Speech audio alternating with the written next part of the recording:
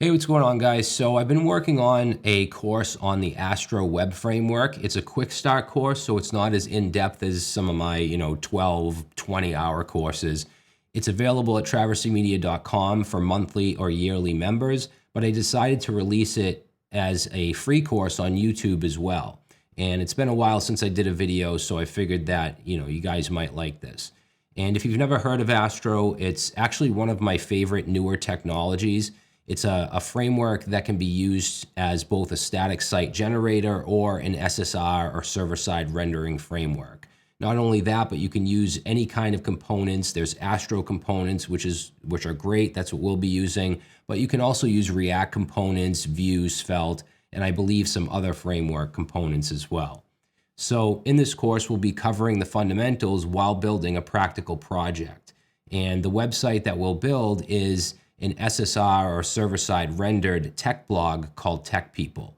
And we're going to be using TypeScript, which comes out of the box with Astro. We'll be using Markdown files for articles and something called Astro Collections, which will allow us to create a schema for our data and query it from our pages and components. All right, so the blog will have a layout that I created with Tailwind. The HTML theme files are available in the final repo, and that link is in the description. On the home page, we'll fetch and display the latest 6 articles, as well as a search component. And since it's an SSR website, we can simply submit the form to a page, and then on that page, we'll fetch the articles that match that query. So each article will also have a set of tags that will display in a tags component. And if you click on one of those tags, it'll show all of the articles that match that tag so that we can categorize them. We're also going to add some pagination on the main articles page so that we can navigate and not have to have 100 articles loaded on a single page.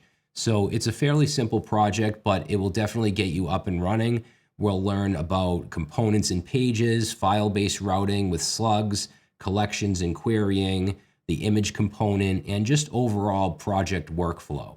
And at the end, we'll install the Vercel adapter so that we can deploy it as a server-side rendered website to the Vercel platform. You could also deploy to Netlify. You could install the Node.js adapter and deploy to something like Linode or DigitalOcean. It can be deployed in with many services. Again, the final repo can be accessed in the link in the description. And this video will include the entire course with timestamps, but if you're interested, you can become a Traversy Media member and you'll get the course in individual videos. And of course, with the rest of my work, the rest of my courses. You'll also get the premium docs, which will essentially give you the entire course in written form. And in addition to that, you'll get access to the members Discord server. So I created a code, TRAVERSYMEMBER, and that will give you the first 3 months for just $15 per month. And of course, you can cancel at any time. So whether you're watching this on YouTube or on TraverssyMedia.com, I hope you guys enjoy the course. So let's get into it.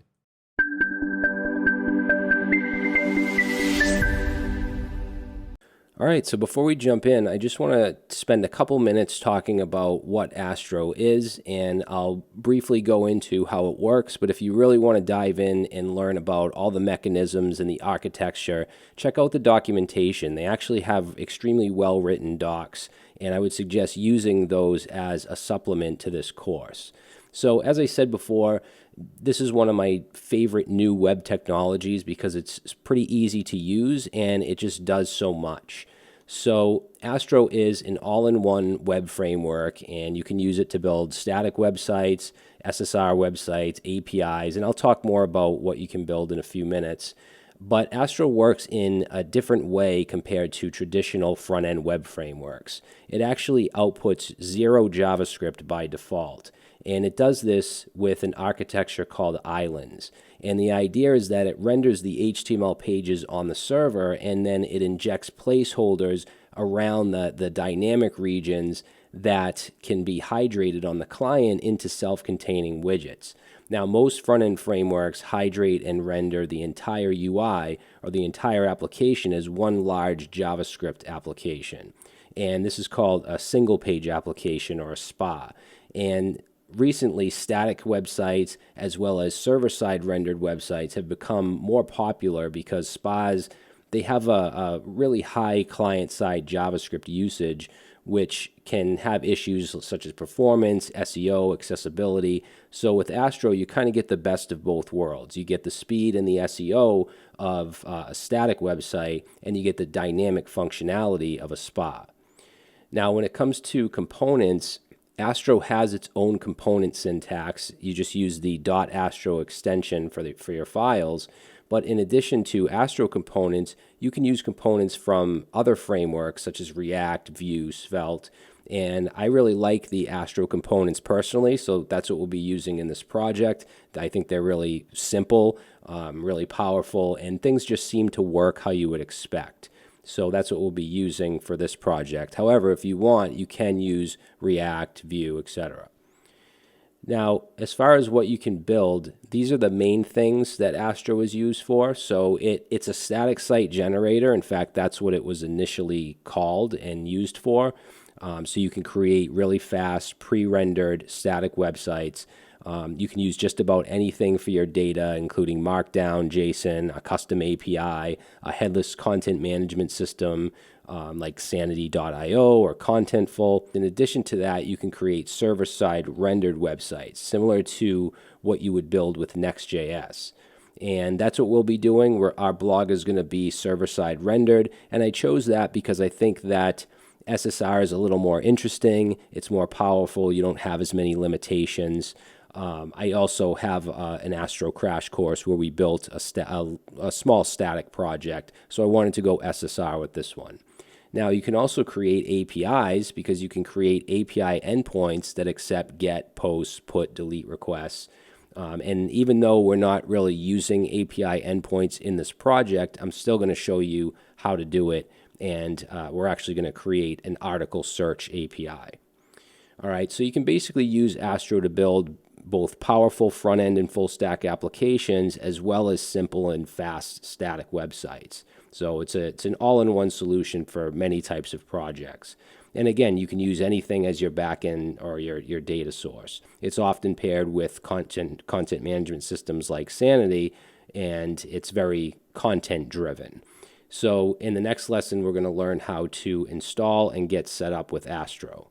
Okay, so now we're going to get started with our project. So navigate in your terminal or your command line to wherever you want to create this.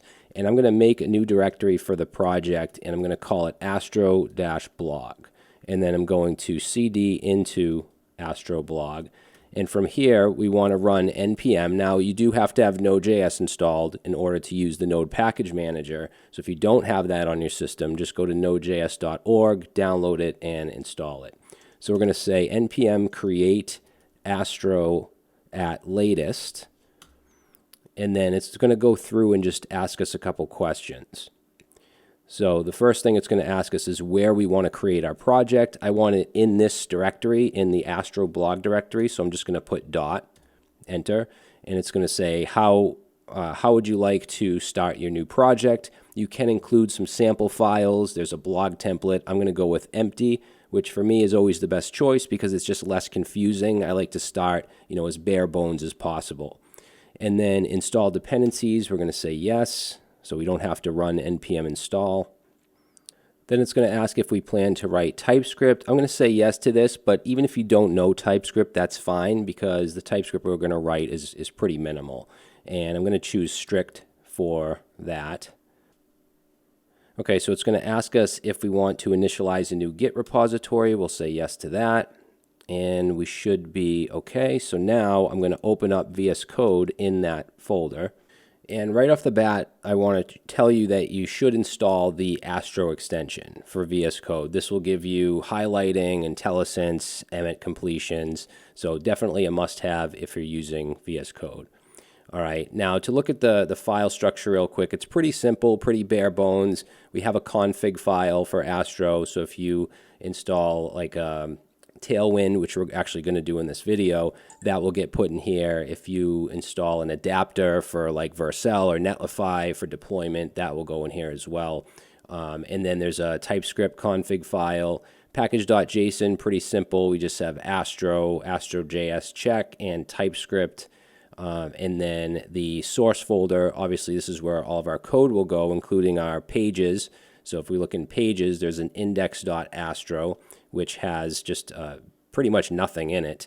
But that's good. I like when we don't have a bunch of boilerplate, and we're going to wipe all this away anyway. But yeah, in the next video, in the next section, we're going to go into this pages folder and how the file-based routing works.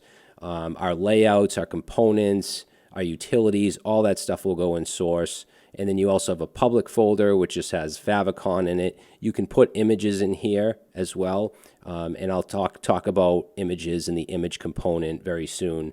But yeah, that's pretty much it. So pretty simple. Now we can run the dev server. I'm going to open up my integrated terminal and run npm run dev.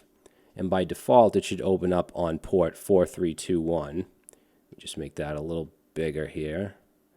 Yeah, so 4321, so we'll go to that. And since I didn't use any of the, the pre-made templates or anything like that, it just says Astro. There's no styling, there's nothing, which I like. So what I want to do before we end this video is install Tailwind, and that's really easy to do. So I'm going to open up another tab, another terminal, I should say. And all we have to do is run npx astro add Tailwind. And that will not only install it, but it'll actually set it up. We don't have to include it in, any files or anything like that. And it's just asking if we want to generate a minimal Tailwind config file. We'll say yes, yes. Okay, so now you can see that we have this Tailwind config file. So basically it's going to look in any of these types of files for Tailwind classes.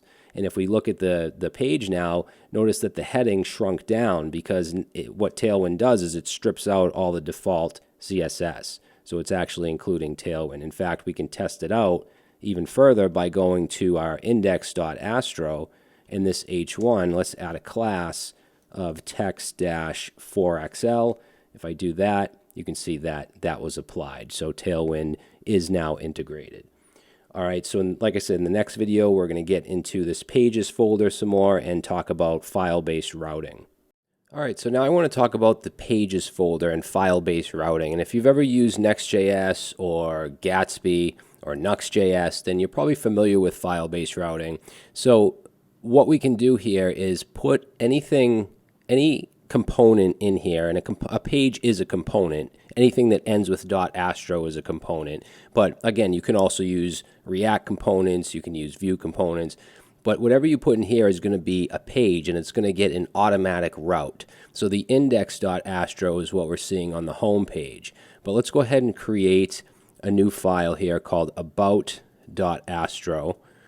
And for now, we'll just put an h1 in here, and we'll just say about. And let's save that. Now I should be able to go to /about because that's what I named that file, and that just works. So unlike a SPA, like if you build with React or Vue, not using Next or Nuxt.js, with a SPA you have to create those routes manually using a router. With this, with Astro, you don't have to do that. You just put your file in here and it just works. And there's ways to make this dynamic, like for instance, when we have our single article page, it's going to be at a slug. It'll be /articles/ and then whatever the title is in slug format. So that will be dynamic, and I'll show you how to do that a little later. All right, so I also want to have a /articles page, and that will be the page that shows all of the articles along with the pagination. Now I could create an articles.astro, right? That would allow me to go to /articles. However, we're going to have a few different pages that relate to articles. So instead, what I'm going to do is create a folder called articles. And in that folder, I'm going to create a file called index.astro. And then in here, we'll just have an h1 and we'll just say articles. Okay, now if I go to /articles, you'll see that works. So whether I create an articles.astro or an articles folder with an index.astro, it's going to work at this route automatically. Okay, so that's file-based routing. It's very, very simple. Now, in this video, I do want to take care of the home page. So basically, I want to start to get our layout down and the Navbar and all that stuff. So you have in the final repo is a folder called blog theme, and you have all the HTML files. You also have the images. We're going to get into images in the next video. But what I want you to do is open this up in your editor, whether it's the same, VS Code or whatever it might be. I'm going to open it up in Sublime Text, just so you can tell the difference from what is my actual Astro code to my just regular HTML. And I'm going to open the index.html file, and I'm just going to grab everything that's in here. This is all just hard-coded. Every article card is hard-coded in here. Obviously, we're going to make this all dynamic, but this is what we're going to start with. So close everything up except for the home page, which is just pages and then index.astro. This is what we have here by default.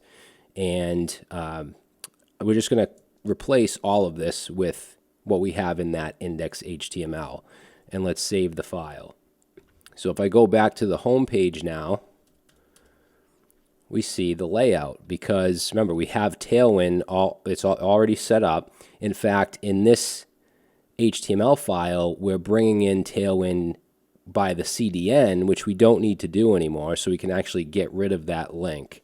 This right here, this flowbyte.js, this is for the responsive menu, so I'm going to leave that. But I can get rid of that Tailwind CDN, and it still works. If I make this smaller, you'll see we have this drop down here. That's from Flowbyte, so I'm going to keep that. But yeah, Tailwind is all set up, so we don't need the CDN. Now, like I said, this is all just hard-coded, so we're going to work at it and slowly make this more dynamic. We'll have a component for each of these articles, for the search and so on, for the Navbar. We're going to have a layout, because obviously we don't want to put the doc type, the HTML head tags, all that in every single file. That would be, why even use Astro at that point? So we'll have a layout that will have all that stuff, and then we'll insert the page content into that layout. But what I want to do in the next video is take care of the images, because right now we can't see them. We didn't even bring them over yet. So in the next video we'll do that, and we'll talk about the image component. All right, so now I want to talk about images, because right now we have our layout. We just basically dumped all the HTML in that index.astro file. I want to take care of these images before we start to make this more dynamic. Now, if we look at the documentation here, it tells us that there's essentially two places we can put our images. Either the source folder, where we can use the image component to optimize those images, or the public folder, where it'll just get treated like just the image will just be as is, right? So just like if you had a regular HTML site and you use an image tag. Now, the issue with using the source folder is when you do that and you use the image component, which can optimize the images, you have to import the image into the component or into the file and use that as the source. All right, when you use the public folder, you don't have to do that. You can just put in the path. So what I'm going to do is put all of the site images, like the logo, the about images, I'm going to put those into the source folder, because we can just import those where they need to go. And then the article images, right? So these right here, the images that'll go here, I'm going to put that in public so that we can just use the path. Now, we can still import the blog images, even though they're going to be dynamic. We can do that. However, I did run into some issues when I tried to deploy to Netlify and Vercel as an SSR site using those dynamic imports for the article images. So I'm going to stick to just keeping the article images in the public folder and then keeping the website images in the source folder. All right, so let's open up the blog theme, and that's where you'll find the images. So all these right here. So basically, image 1 through 7 are the articles, the article images, and then the rest are just images for the site, like the logo, the about. There's an extra team photo here that I'm going to get rid of. Okay, so what I'm going to do is first create in the source folder a folder called images. And again, these will be our site images. So let's grab everything except the image 1 through 7, because these are all website images. So we'll put those in there. And then when we use those, we're going to import them into the page or into the component. All right. Then in public, I'm going to create a folder called images.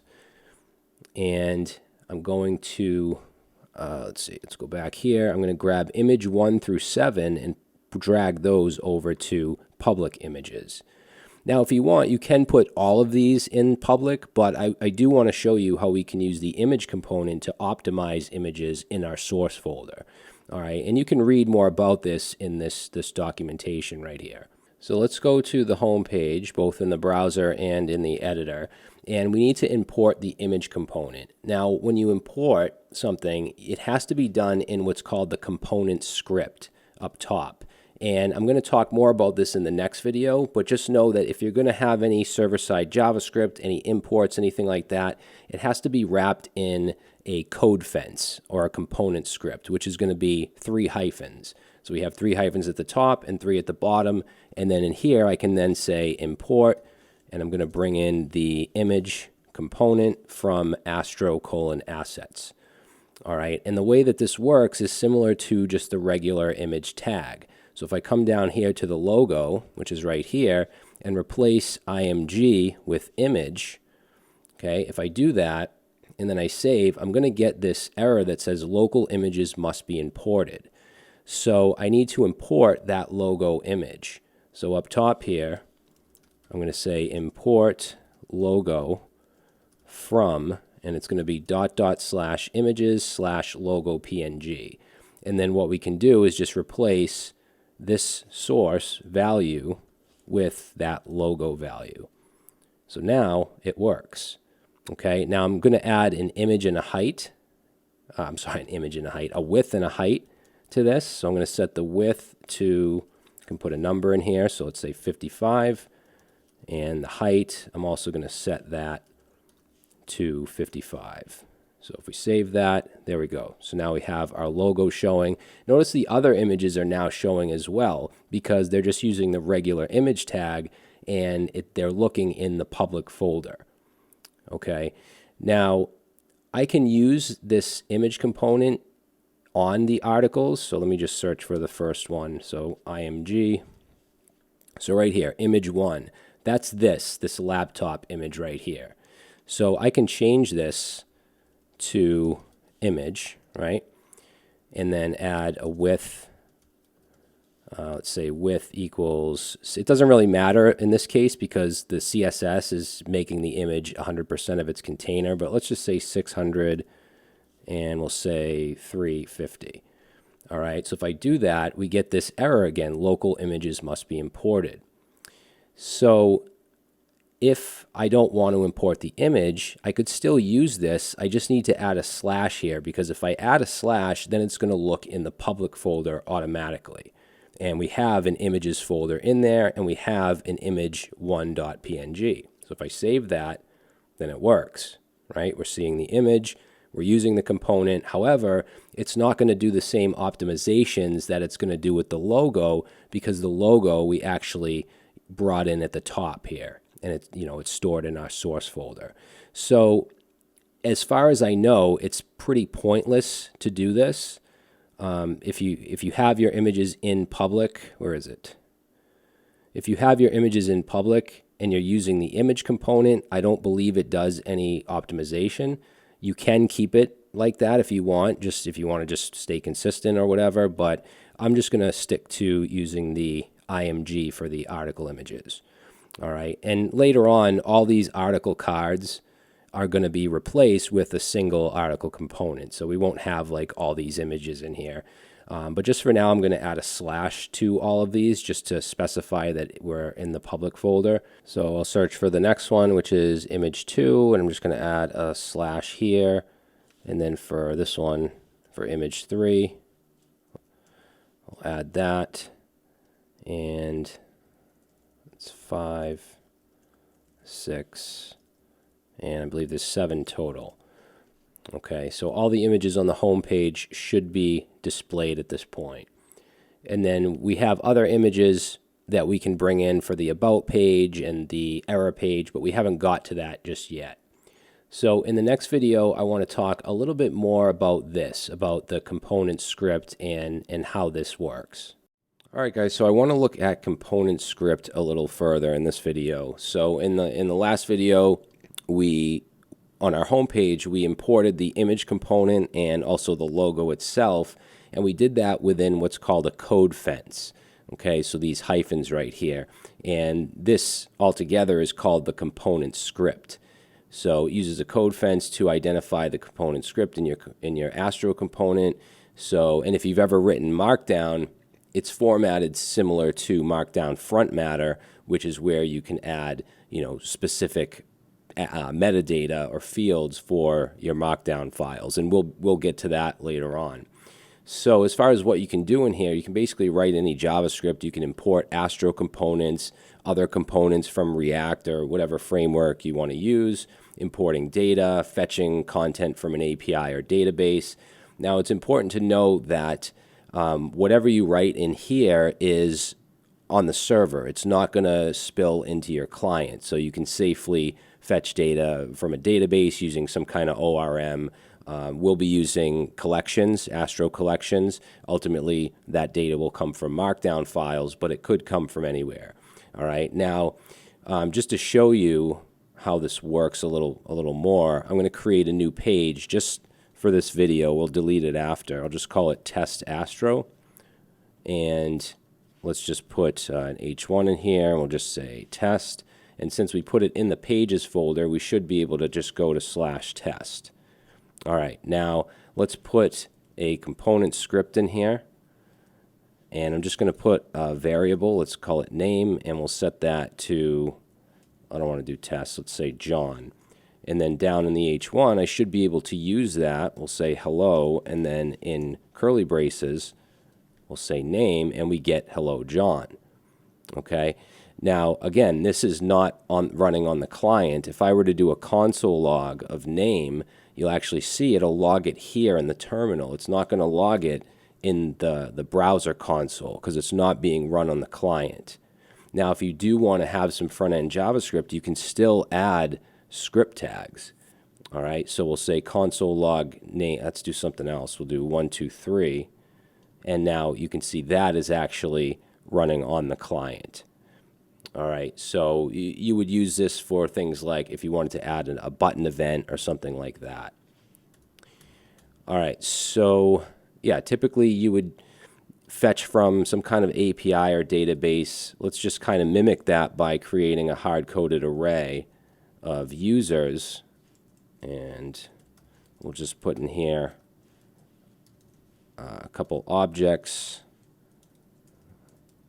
So we'll change this to, let's say, Mike and Sarah. All right, so if I wanted to, let's say, loop through these and output them as a list item, I could do that the same way I would in React, but using map. So let's say users.map, and I'll say for each user, then I want to show a list item with that user's name, and you can see that now it's printing on the screen. Okay, so I mean that's really all I wanted to kind of go over here, is just to show you what we can do in here and let you know that this is not going to spill into the client, whatever you put in here, but you still can use script tags if you want, if you need client-side JavaScript. All right, so let's delete the test file here. We don't need that. And you can see we get this 404 page. We're going to, in a couple videos from now, we're going to have a custom 404 page that uses our layout. But first we have to create a layout, which is what we're going to do in the next video. All right, so we're going to look at layouts now, because at the moment we just have everything thrown into the index file, which means if we want to create another page, we would have to put the doc type, the whole head tag, the navbar in every single page, which obviously we don't want to do. So Astro gives us an easy way to create layouts, and we can add a slot tag that will specify where the individual page content should be injected, whether it's the about content, the articles page, whatever it is, will be injected into that layout. All right, so let's create in the source folder a folder called layouts, and then we're going to have a main layout is what I'm going to call it, .astro, and that's a component. Anything with a .astro extension is a component. And you can have, of course, multiple layouts, but this website, we only need a single layout because there's not that many pages. So what I'm going to do is copy from, or not copy, but cut from the index page from the very top, and we want to go down past the navbar because that's going to be part of our layout, although we will put that in its own component later on. But we want to go down to this opening section because that's where the container starts. Anything in between that section is relative to just the home page, so we don't want that. So let's cut that and go into our layout, paste that in. Right now, let's go down to, let's see, so within the home page, we have the top grid, which is these two columns, and then the main grid, which are these. So we want to go down past the top grid, and then the main grid, which ends right before the section should end. So let's go down. Obviously, we're going to change it so we don't have all these hard-coded articles. But it ends at the section, so let's grab the ending section tag and the footer. So everything from there down, we're going to cut that. And then let's go to our layout, and right after the opening section tag, we're going to paste that in. All right, so we have the footer, and then in between the section tags, this is where we want that slot to go because any page content we want to output here. That way, all this other stuff is wrapped around it. Okay, and let's just change the navigation links. So instead of about HTML, it should just be /about. Same thing with articles. So that'll be just /articles. And then for home, we just want that to be /. Okay, so right now, if I were to save the index page as is, I lose the layout. So the head body tags, the nav bar, it's not showing. So I need to bring that into the home page or any page where I want to use it. I'm just going to tab these back real quick. I don't know why Prettier didn't do that. All right, now at the very top, we're going to import the layout. And remember, we need to use our component script here. So we want our 3 hyphens. Let's say import main layout. And that's going to be from /layouts/main layout Astro. And then we just want to wrap this in our main layout component. Because again, this is a component. So the ending tag, obviously that's going to go down at the bottom like that. And now if I save, we go back, you can see our home page is now using that layout. If I go to the About page, it's not because we need to, again, bring it in. So here, let's go up and let's say import main layout and then just wrap that in our main layout. And now if we come back over here, now About is using the layout. Let's do the same thing with the articles. So pages, articles, index. We'll do the same thing here. So we want to import main layout and then wrap it in main layout. Okay, so now for articles, so now all 3 pages are using that layout. Now I think this is a good time to just get the content for both the About and the articles page. Even though it's all just, hard-coded HTML, we'll go through and change that as we move along, but let's at least get that initial content. So in the about.html, obviously we don't want the layout stuff. We just want everything that's within that section container. So that h1 down to this div here. And then let's go to about.astro and replace this h1 with that stuff. And if I save, we see the content, but there's no images.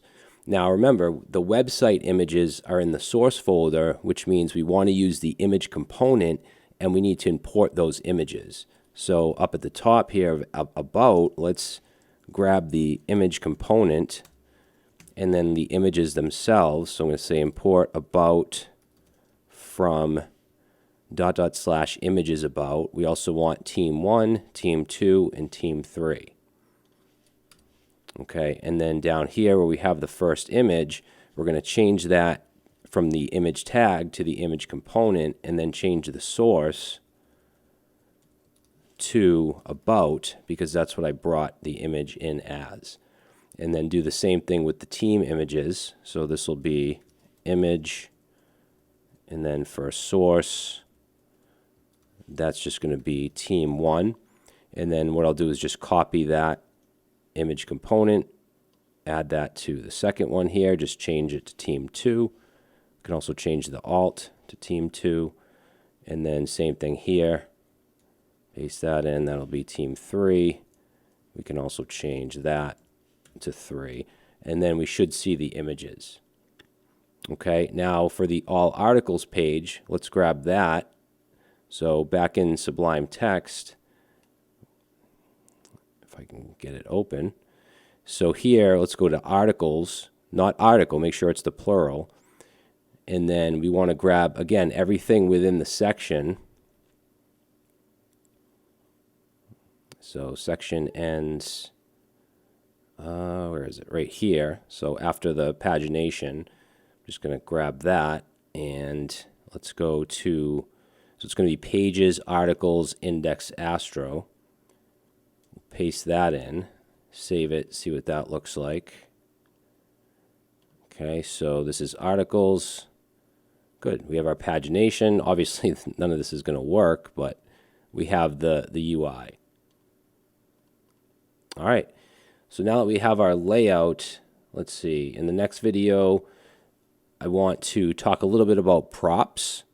And props work pretty much like they do in any other front-end framework. You pass them in basically like HTML attributes, and then you can use them within the component. So we'll look at that next. Now we're going to take a look at component props and how those work. So this is the documentation page. Basically, we just pass in props as like an HTML attribute, just like you would with React, Vue, Svelte. And to get them, we can destructure from this astro.props object.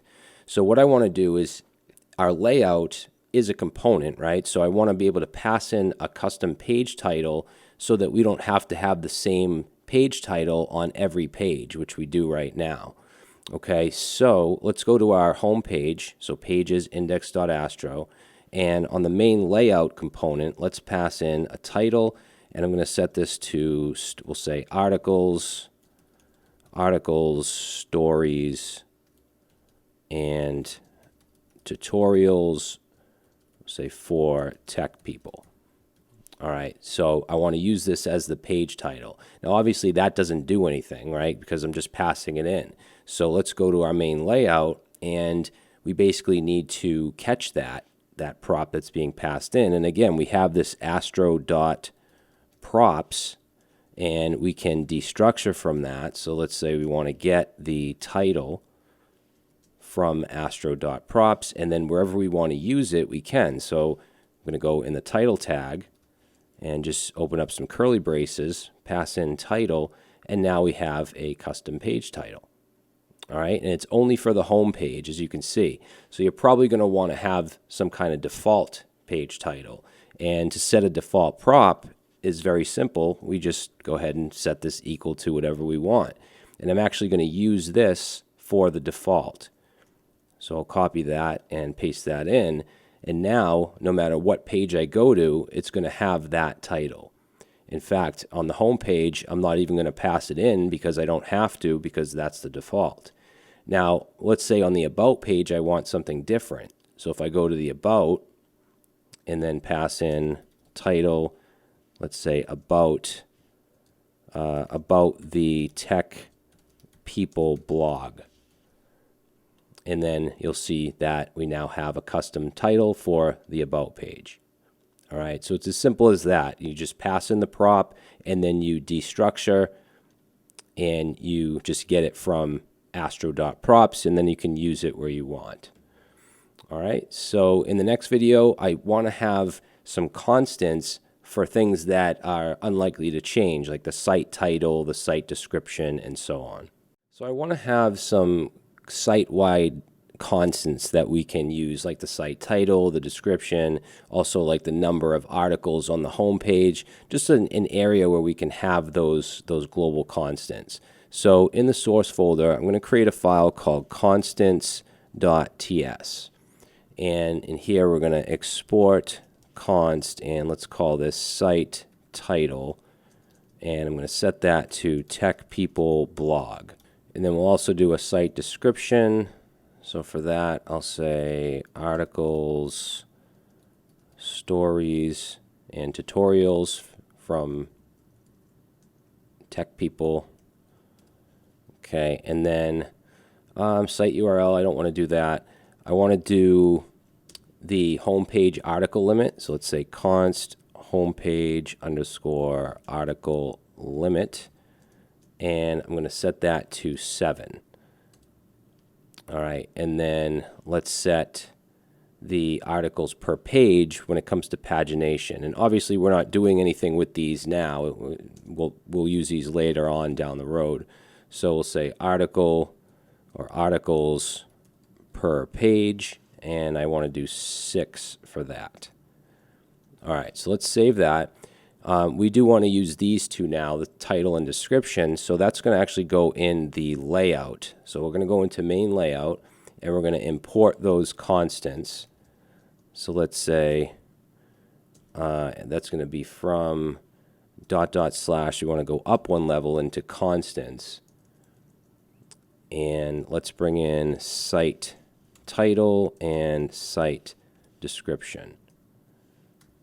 Okay, and then what I'm going to do is the site title, I want to put that before the page title. Like we'll have the site title and then a dash and then whatever the page title is. So let's do that. We'll say site underscore title and then a dash and then the page title. So now if we check it out, you'll see Tech People Blog, which is the site title, and then we have a dash and then whatever the page title is. Okay, now for the description, I want to add a meta tag for that. So I'm going to go right here and say meta, let's do name equals description, and content is going to be site description. We don't want quotes here though. Like that. Okay, so if we check it out now and we view the source, we should see, do line wrap, meta name description, content equals, and then we have our site description. All right. So yeah, that's really all I wanted to do in this video. So now in the next one, we're going to start to separate our layout a bit by taking the navbar, making that a component, and also the footer, and making that its own component. So now I want to clean up the layout a little bit, and we're going to create a navbar component. So let's cut everything, the nav tag and everything in it. So down to here, we're going to cut that, and then let's create in source a new folder called components. And these are just, you know, basic just UI components, the navbar, the search, footer, things like that. So let's create a new file here called navbar.astro, and I'm going to paste that code in. Now it's looking for the image component as well as the logo itself. So what we'll do is just take this. We can just cut this because we're no longer going to need this here, and then put that into the navbar. Just make sure you put it into a component script like that, and then we'll save the navbar and then come in here, and then let's import that. Actually, I'm going to go above here and let's say import navbar, and that's going to be from ... components/navbar. All right, actually we need to go up 2 levels, I believe, right? No, that's fine. All right, so now where we cut the navbar from, which is right here, we're going to put in the navbar component. We're going to embed it. So now we should see the same thing, right? But if I were to not have that navbar, then it's gone. So that cleans up this file a bit. Now the footer, this footer, I want to put that in its own component. So let's grab all this. Okay, make sure you don't take the body and HTML tags. Let's just cut the footer. And then in components, again, we're going to create a file called footer.astro. Paste that in. Save it, and then let's bring it into our layout. So we want to import footer from the components folder, and then we're going to just embed that right here.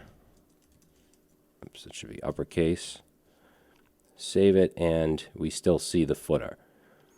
All right, so our layout is much cleaner than it was at the start. Now, one other thing I'd like to do is set up TypeScript for props for our components. And we have a title prop in our layout, so I'm going to come down here and just add an interface called props with an uppercase P, and we're saying that this should have a title prop that is a string. Now, I do want this to be optional, so what we can do is add a question mark here. And in order for this to work, we do have to make sure that we set up the Astro types. And there's a command that we can run to do that. So if we go to our terminal, we can just run npx astro and then sync. All right, so if we do that, that should set up our types. So for instance, if I were to remove this question mark, right, and then we go to our home page, which doesn't pass in a title, we should now see, at least if you're in VS Code, you should see this red line. So it's telling us property title is missing. So it just makes your code more verbose and just more helpful, and you can spot errors better if you forget to pass a prop in or it's the wrong type. So it's just good to have. But I'm going to put that question mark there because title is optional. All right, so what I want to do in the next video before we move on to our Markdown files and collections, I just want to create a custom 404 page. So what I want to do now is create a custom 404 page, and Astro makes that really, really easy. All we have to do is create a page in the pages folder called 404.astro. And whatever I put in here, I'll just say test. And now if I go to / whatever, we see that page. So let's first import our layout, because obviously we want to have it within our layout. So let's say import main layout. And then we're going to have an image here as well. So I'm going to import the image component. And I'm going to import the image itself as error. So we'll say from, and that's not right. We want it to be images / and then it's this error 404 PNG. So now we're going to use our main layout, and I'm going to add a custom title as well. So we'll pass in a title prop of 404 page not found. Okay, now in the main layout, I'm going to have a div with a few classes. We're going to do a flex call. I basically just want to push everything to the middle. So item center, let's say justify item center, and then gap we'll do 7. And then inside that, we'll have our image component, and that's going to have source of the error image that we brought in. Alt, we'll just say 404, and let's add a height. So for the height, I'm going to do 250, and for the width, also 250, and then a class of, let's say, margin top 10. So that's our image. So if I save it so far, you can see we have our image. All right, now underneath it, I'm going to have an H1. Let's do a class of text-5XL. And we'll say page not found. Underneath that, I'll do a paragraph with, let's say, text dash, we'll do 2XL, and let's say margin bottom 10. Oops. So margin bottom 10. And in the paragraph, I'm just going to say sorry, we couldn't find the page you were looking for, and then underneath that we'll have a link. Let's give it a class of inline block and bg-gray-100, so it'll be really light, and then padding to margin bottom 6, and then on hover I want the background to be indigo 500, and also on hover I want the text to be white. Actually, I forgot we can't do that with Emmet, the hovers here, so we'll have to just do these first. Oops. I forgot. Sorry guys. P2 and what was it? Margin bottom 6, and then I'll add those hovers like that, and the link is going to just go to slash. Actually, yeah, we'll have it go to just the home page, and we'll say go back home. All right, so let's take a look. There we go. I think that looks pretty good. So anytime we go to a page that doesn't exist, we'll see that. All right, cool. So I think that's going to be it for this section. Basically, we learned about components, layouts, file-based routing. So in the next video, or in the next section rather, we're going to start to work with our data, which are going to, ultimately they're going to come from Markdown files, but we're using something called Astro collections. So we can actually create a schema, we can fetch our data and display it how we want. So we'll get into that in the next section. All right, guys, so now we're going to get into collections. And collections are a way to manage your content within Astro. And you can use different types of files. You can use Markdown, JSON, YAML. We're going to be using Markdown files, which will include front matter. Front matter is a way to add metadata or fields to your content. So, and I'll show you what our Markdown files will look like in a second. But any collections we have, the content, the actual files are going to go in a folder, in our source folder called content. And then you can have subfolders for each collection. So in our case, we're going to have a blog subfolder. So let's create that now. We'll go into source, create a new folder called content, and then inside content, we're going to have a new folder called blog. And that's where our Markdown will go. So if you go to the final repository, you'll see the content and the blog folder, and you'll see all these Markdown files, okay, which has a bunch of content that I generated using ChatGPT. So we're going to grab those and bring those over to the content blog folder, okay, and we'll take a look at one of them. So they all have the same fields in the front matter, okay? Everything in between these hyphens here is called front matter, and it's essentially fields like you would have if this were an article in a database. We have a title, a published date, an author, an image, which is just the image name, and then tags, which is an array of just tags for the article, and then a slug, which ultimately will end up being the URL to that specific article. And then anything under the front matter is just Markdown. It's just the content, okay? And you can use, for instance, if you want headings, you can use number signs. If you want lists, you can use hyphens like item 1, item 2, etc. And if you want to view this, you can either do I forget how to do it with just normal VS Code. I use a plugin called Markdown Preview Enhanced. So if I use that, you can see what it would look like formatted, okay, on your website. And it will actually get converted to HTML. All right, so let's get rid of that. And what we're going to do next is add our config, because you do have to define your collections in a config file. So in the content folder, we're going to create a file called config.ts. And then we're going to import define collection, and that's going to be from Astro : content. Okay, now if you have a red line under this, it's because you didn't set up your types. So you just want to go in your terminal and just run npx astro sync. Okay, so run that if you see a red line here. That should set up your types, and that should fix it. All right, so now I'm going to create a variable here called blog collection and set that to define collection. And we actually don't have to pass anything in here except an empty object.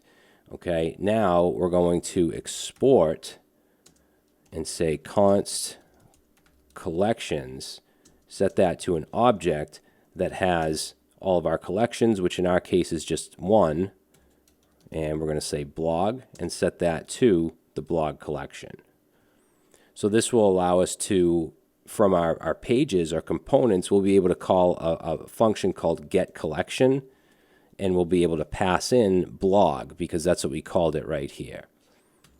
Now in the next video, we're going to create something called a schema, and that allows us to define all of our fields, and we can do that with this object right here. So we'll get into that next. Okay, so now we're going to create a schema for our blog collection, and I'm sure most of you know what a schema is. If you don't, it's kind of like a blueprint of what your collection or whatever it is should look like. So it enforces, in this case, front matter. So if we look at our article here, we have front matter fields of title, pub date, author, image, and tags. Slug is looked at differently. It's not really part of our data. So these we want to enforce using a schema. And with collections, we use something called Zod. So where is it? Data types with Zod. Zod is a validation library, and we need to bring that in as Z. And then when we create our schema with the specific types, we use z.string, z.number, .date, whatever. All right, so let's go ahead and let's bring, actually we don't need this get collection. I think that was auto imported by mistake, but we need to bring in Z, and then the schema goes inside of this object that we have in the define collection. And I turned off Copilot because it was starting to annoy me. It's probably annoying some of you too. Now the first thing we're going to add here is the type, and that's going to be content.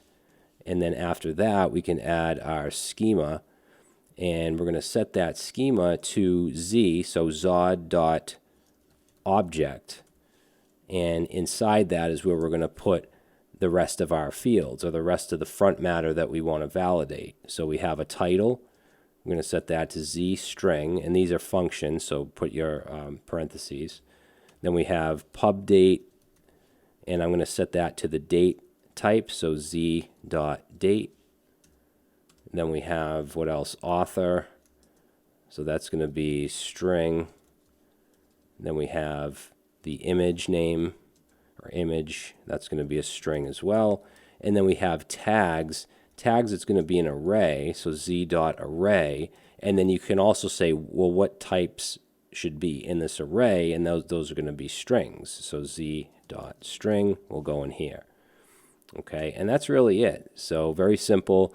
Obviously, you can have multiple collections that have multiple schemas. You could put this object into a separate file if you wanted to. Like if you had a bunch of collections, maybe you'd have a file called schemas, and then you could import that and just throw that in there.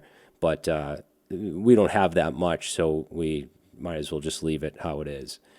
All right, so now that we have the schema, in the next video I'll show you how we can actually query from our collection and actually bring it into our blog. So now that we have a schema, we have all of our Markdown files, we're going to query our collection and bring it into our blog. And we can do that with a couple functions that are available, such as getCollection, getEntry. So if you want to read more about it, you can do it here, access the reference data, and so on. So let's jump over to I want to start with the articles page. So not the home page, but this /articles, which is pages, and then in the articles folder, there's this index.astro. So we're going to start here, and I'm going to bring in, so let's import from here, getCollection, which does just that. We'll get a collection so we can loop through it and we can display each, whatever we want from the Markdown files from our collection. So that's going to be from Astro content, Astro:content. And then we're also using TypeScript, so we're going to import the type of collection entry. Okay, so collection entry, that's also from Astro content. Just make sure you put the type before it. All right, so now still within the component script, let's create a variable. I'll call it all blog articles. And we're going to type this to the collection entry that we brought in. And then in angle brackets and in quotes, we're going to put the name of our collection, which is blog. And this is going to be an array that we get back, so we want to put brackets here. All right. Then we want to await on get collection. Make sure that you do add that await because it does return a promise. And inside get collection, we want to pass in the name of our collection, which is blog. So that should give us all of our blog articles. So now what I want to do is, instead of having these hard-coded article cards, like there's 1, there's 2, we have 7 of them here, I want to take the HTML from just one of them, which is this div with the class of maxwmd. So this one ends right here. I'm going to grab that. Okay, so I'm just going to copy this, just one of these article cards. Then we want to just delete all of everything that's in this grid class, which is just 7 of these article cards. So this grid class ends down here, way down here. Okay, ends right here. So everything within it I want to get rid of. So we're going to just take all of this, all 7 articles, and we're just going to delete those. Okay, so now we just have this div with the grid, the class of grid, and in here is where I want to open up some curly braces and say all blog articles, and we can just loop through with map. Okay, so inside map we're going to get the article and then set that to some parentheses, and in those parentheses is where I'm going to paste that article card HTML. All right, so if I save that and we take a look, you can see we're getting all 7 articles. However many Markdown files you have in that blog folder are going to show here. It's just showing hard-coded HTML. That's why it's all the same image, all the same title. But we have access to all the data through this. It's actually article.data. And then whatever, title, image. So let's start with the title. So this hard-coded title, we'll get rid of that, and instead let's say article.data.title. And now if we take a look, we have all different titles based on the Markdown files. All right, let's do the image. So since we're using just the regular image tag, we can just pass in a path. We don't need to import it or anything like that.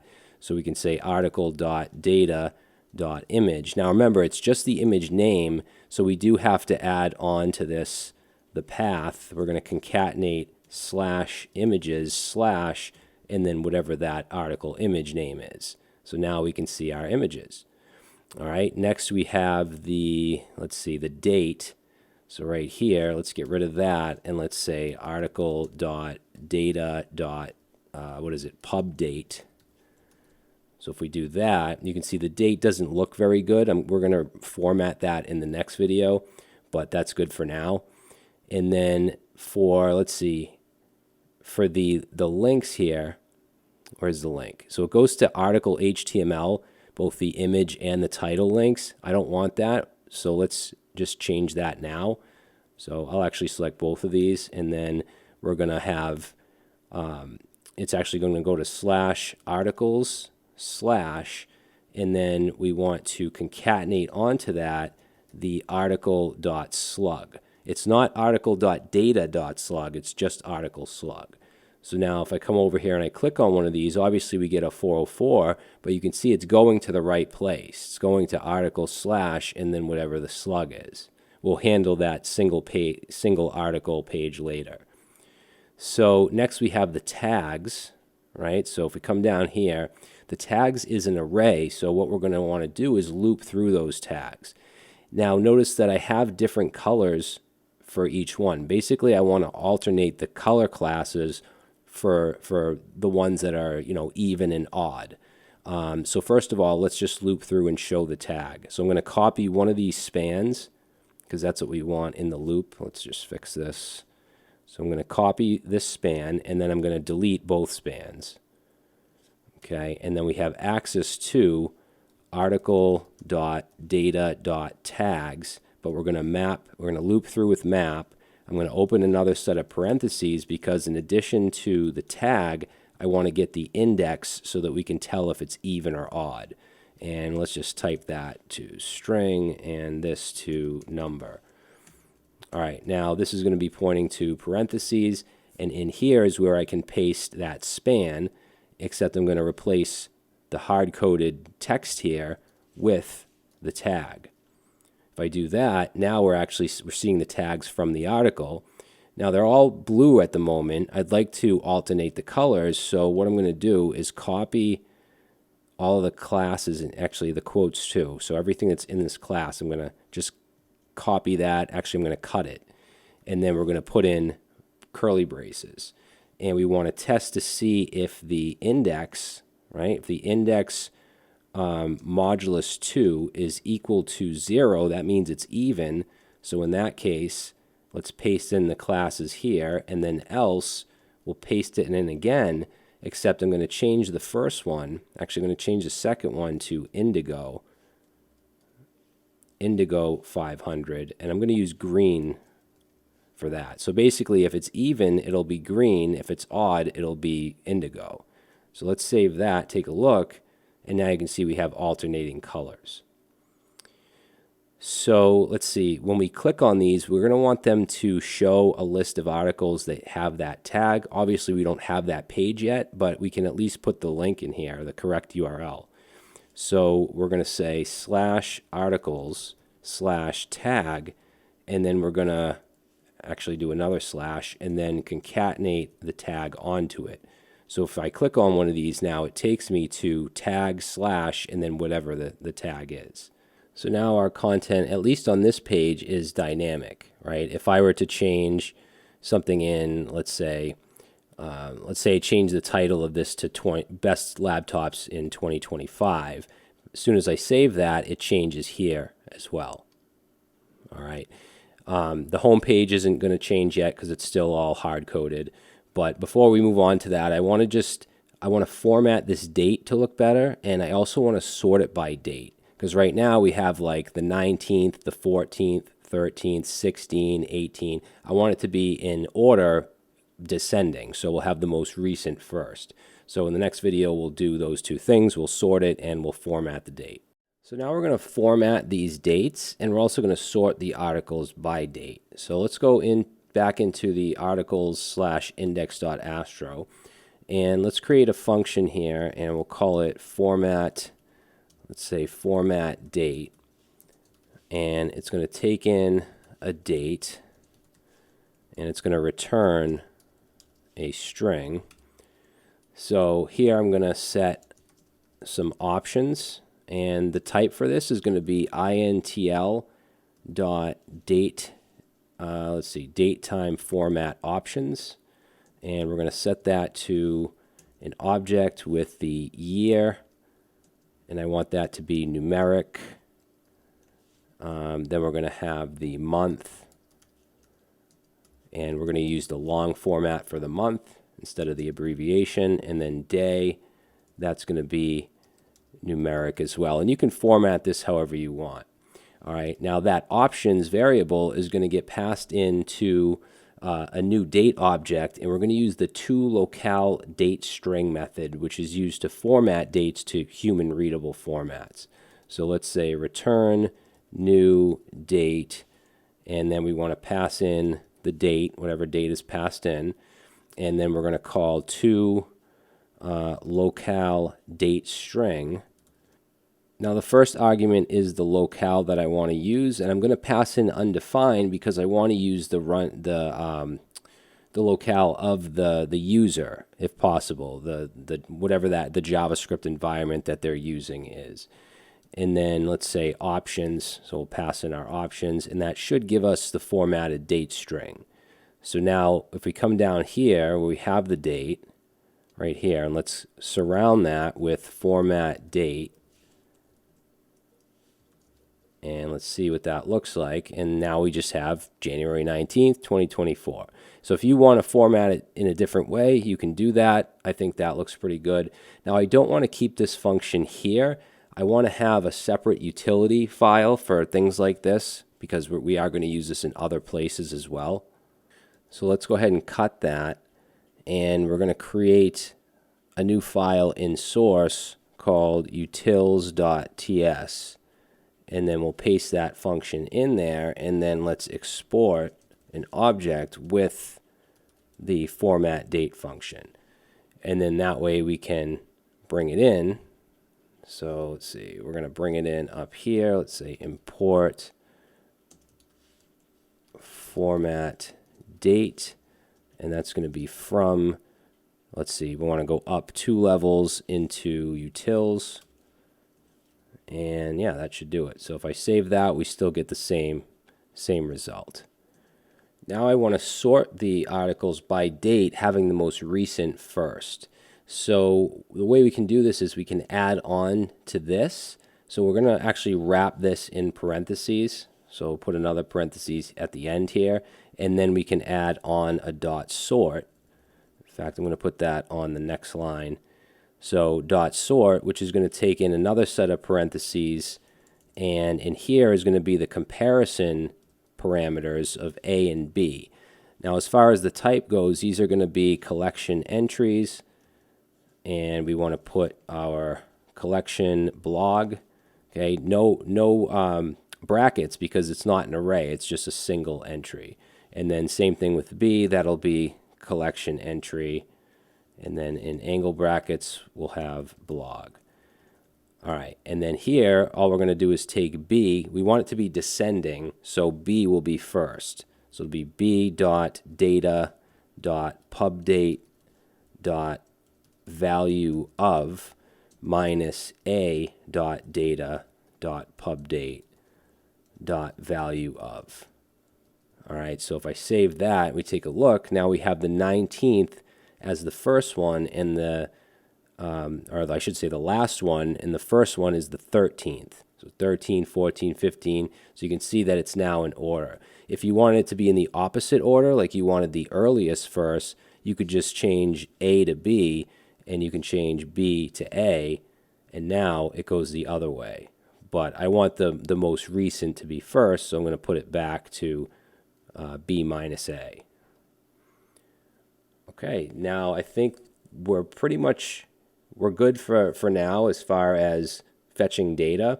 So I want to make each one of these its own component instead of just hard coding it here, because we're going to have the same thing on the home page. So we want to be able to use the article component here as well as when we do the tags, because if we click on a tag, that will also show posts. When we search, right, when we search through this form, that will also show posts. So we're gonna want to use these article cards in quite a few places. So we'll create that component in the next one.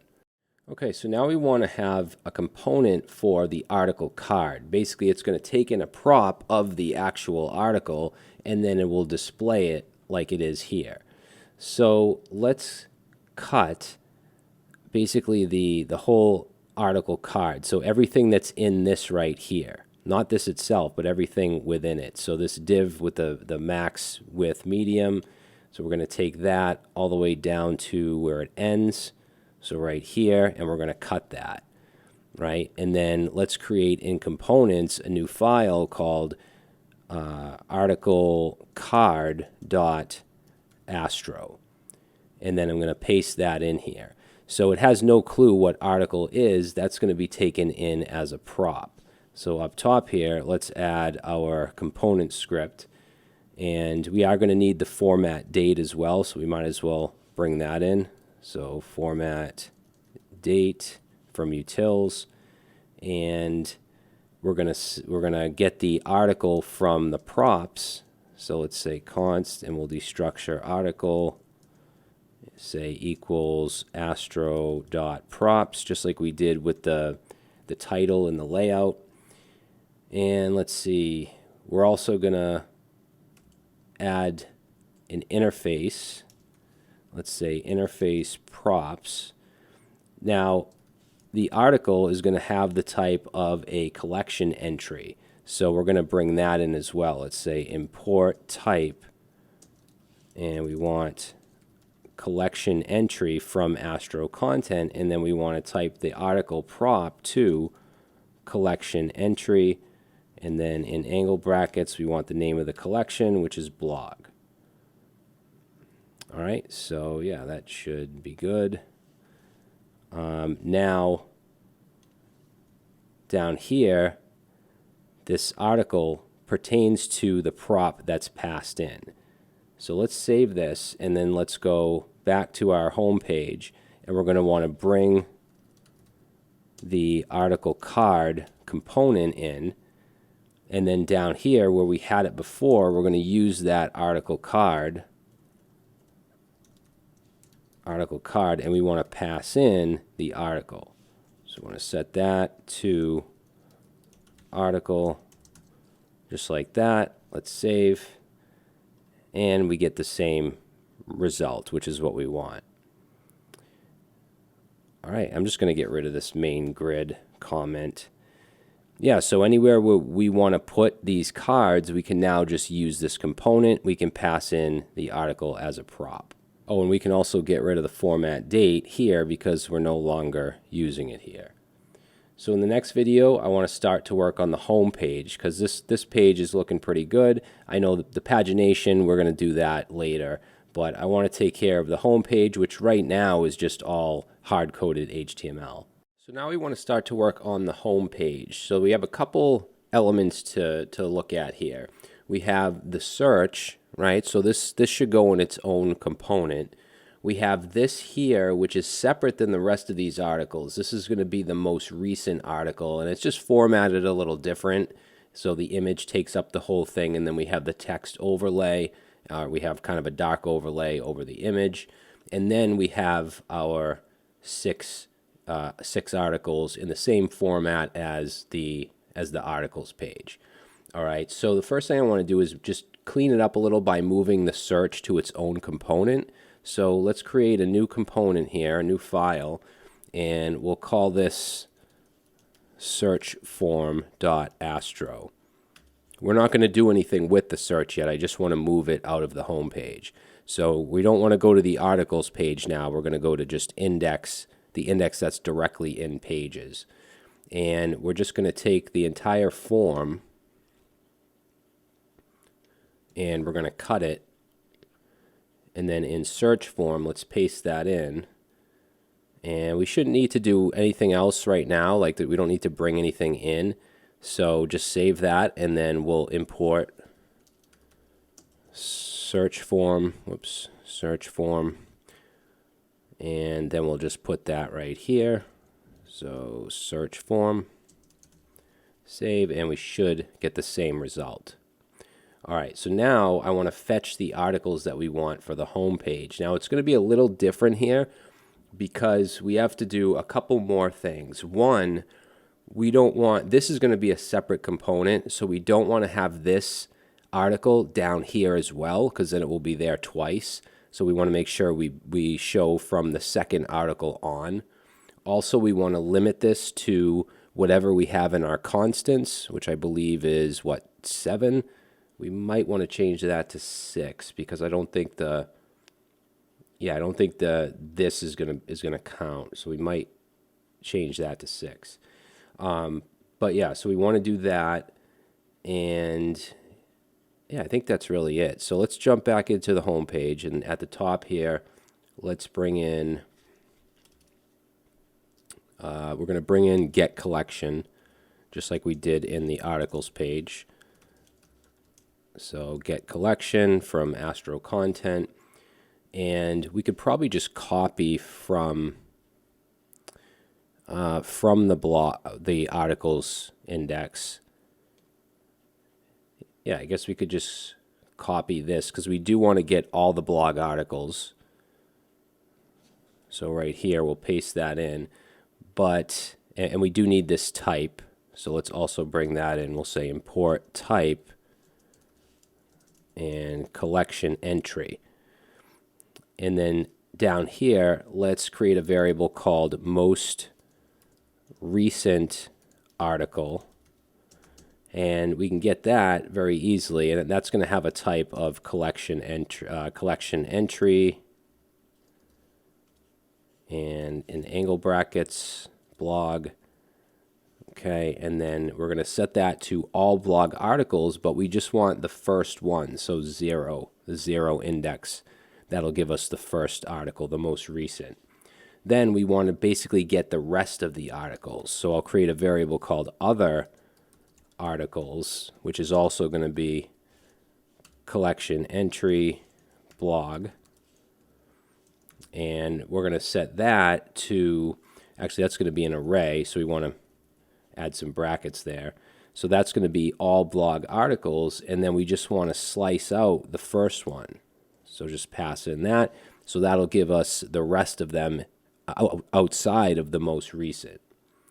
All right, now let's come down here and let's see. We want to go under the first grid into the main grid, and then let's basically get rid of everything in this div, not the div itself, but all the cards inside. So this div ends, let's see, it ends right here. So everything inside of that.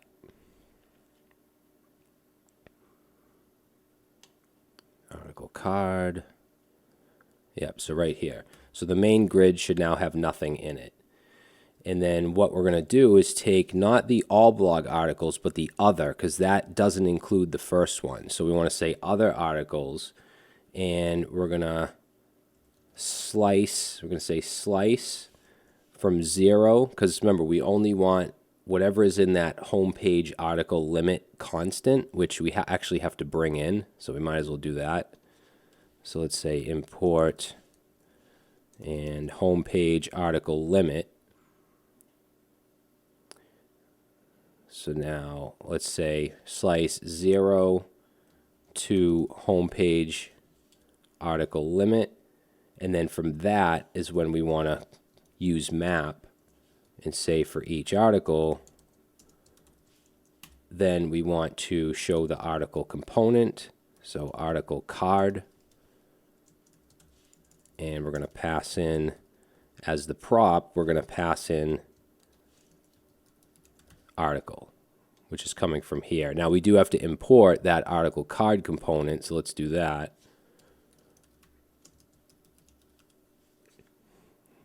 Okay, so that should work. Let's save it. Let's go to the home page. All right, so it looks like it's working. Now let's see what happens if I go to the constants and I change this to 3. Okay, nothing happened. Oh, I'm sorry, that's the wrong thing. That's articles per page. We want to change this. There we go. So now it's showing 3. Now, I'm going to change that to 6 instead of 7. And the reason it only showed 6, even though I put 7, is because there's only 6 in there, not counting the first one. And remember, we're not counting that in this this other articles. So this only includes 6. So make sure that you put, well, I mean, you could put what you want, but if you put 7, it's going to have 1 down here. So I would put either 3, 6, 9, just so you have them going all the way across. So yeah, 6 is good. All right, and they're in there by date. So 18th is at the top here, and then 13th at the bottom. All right, so that looks good. Now, just to kind of reiterate, because I know that we did that kind of fast. So we created our article card component. We're bringing that in. We're bringing in the homepage article limit constant, which is 6. And then we're getting all of the blog articles. So this gets all of them. And then here, we're putting just the most recent article into this variable because we're just getting the one from the 0 index. And then here, we're slicing off the first one. So we're taking off the first one and putting the rest of them in other articles. And that's what we're looping through down here, right? So we're not looping through all of them. We're looping through other articles, which doesn't include the first one. Now, without this slice right here, it would just get from the second one on, no matter how many there are. But we don't want our home page filled. You know, what if there's 50 articles? We don't want all those on our home page, so we're saying slice from 0 to whatever the article limit is in the constants, which is 6. And then we're showing an article component for each of those. So hopefully that makes sense. Now, for this right here, the most recent article, which is this, we're going to make that its own component. We're not going to use an article card here because it's just formatted much differently, right? It doesn't have the image at top and then the text down here. It has different looking tags. So you could manipulate the article card and put some conditionals in there and say, like, I don't know, you could pass a prop in to say if most recent or something like that. But I think it's easier just to create a separate component for this. So that's what we'll do in the next video. So now we're going to create a component for this most recent article, this area right here. So in the home page, in the index.astro, we have this most recent article comment with the div. So we want to get this whole div and everything in it. So we'll grab that and cut that. And let's see, we're going to create a new component and we'll call it most recent article.astro. And I'm going to paste in that HTML that I just copied. I'll get rid of the comment here. And then up at the top, let's create our component script. And what are we going to need here? So we're going to need the format date. So let's import that. So format date from utils. And we're also going to need the collection. Wait, do we need that? Yeah, because we're going to pass in an article, which, yeah, so we're going to say import type and say collection entry.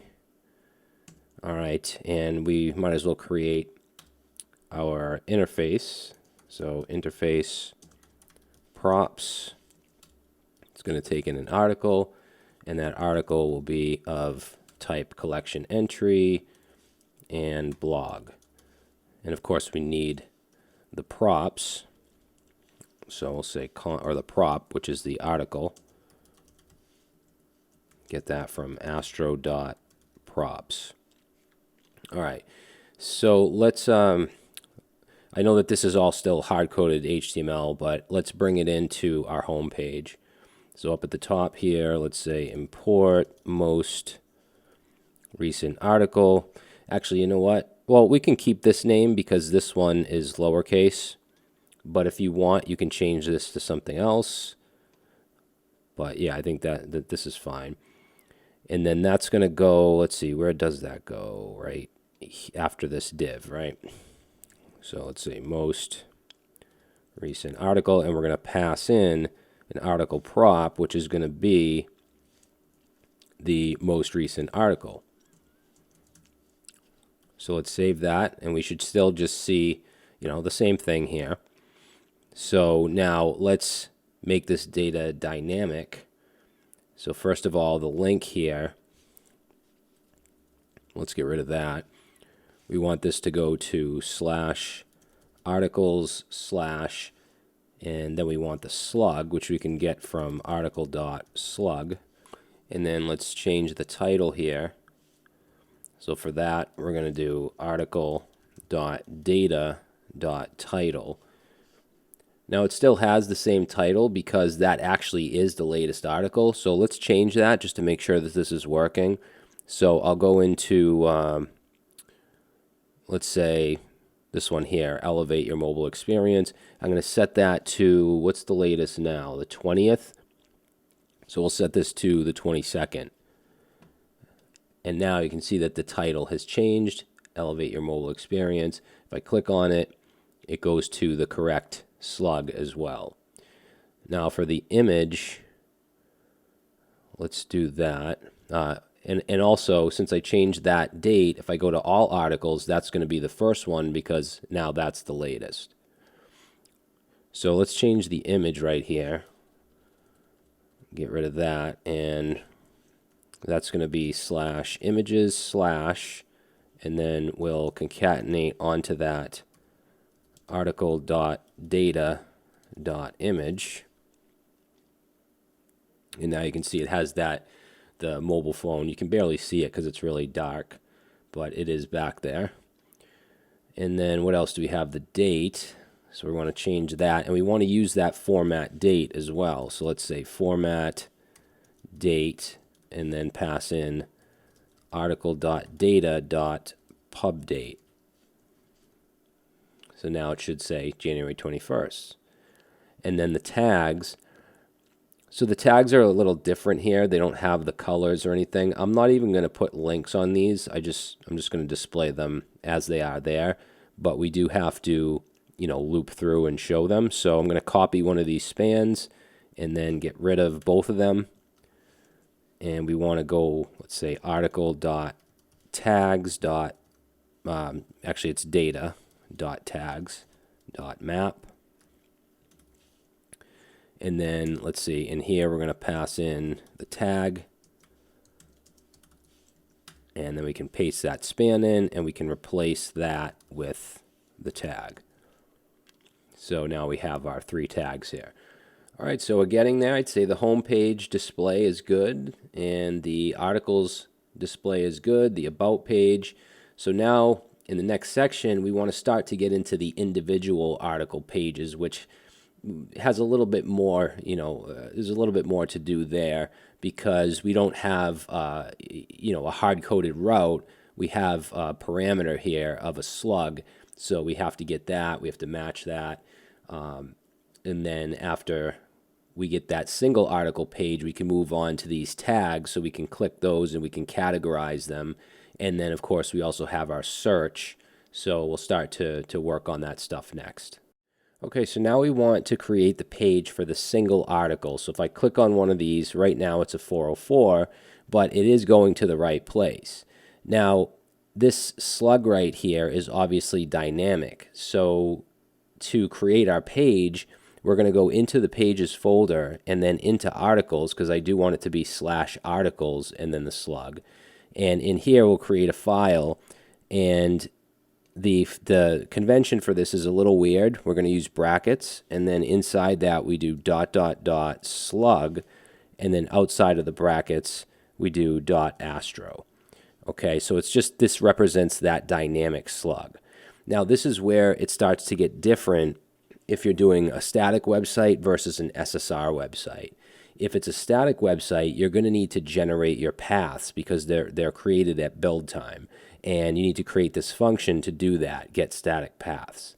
If you're building an SSR, you don't have to do this.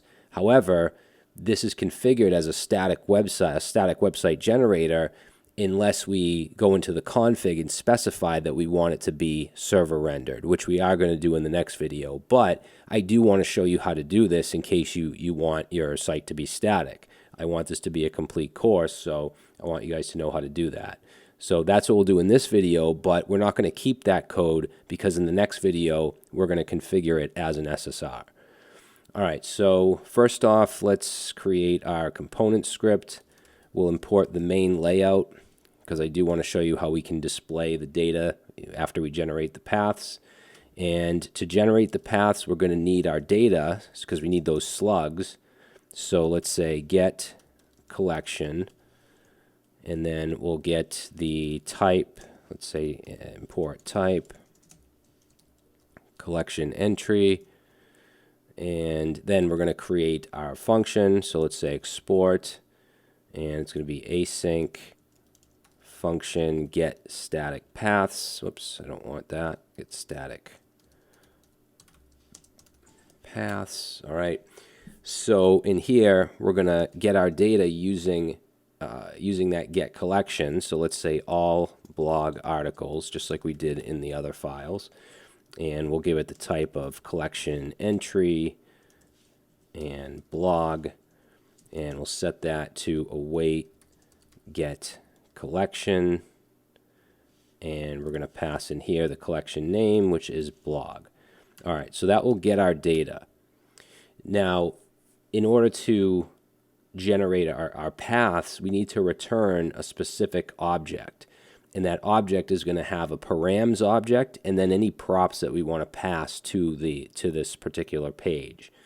So we want the data, so we're going to return all blog articles, and then we're going to map through that or loop through that. and say for each entry, we want to return an object. Okay, and that object is going to have a params object, and we want the slug, which is going to come from that entry dot slug. All right, so that will allow us to create these paths. Now, what is going on here? Map does not exist on type ID. Oh, I need to put brackets here because this is an array. All right, so we're going through all of our articles, and then this is going to generate the paths using the slug. Now, any data you want to pass and use in the article, we can just go ahead and add props. And inside that, I'm going to put entry because I want access to all of the data in the entry object.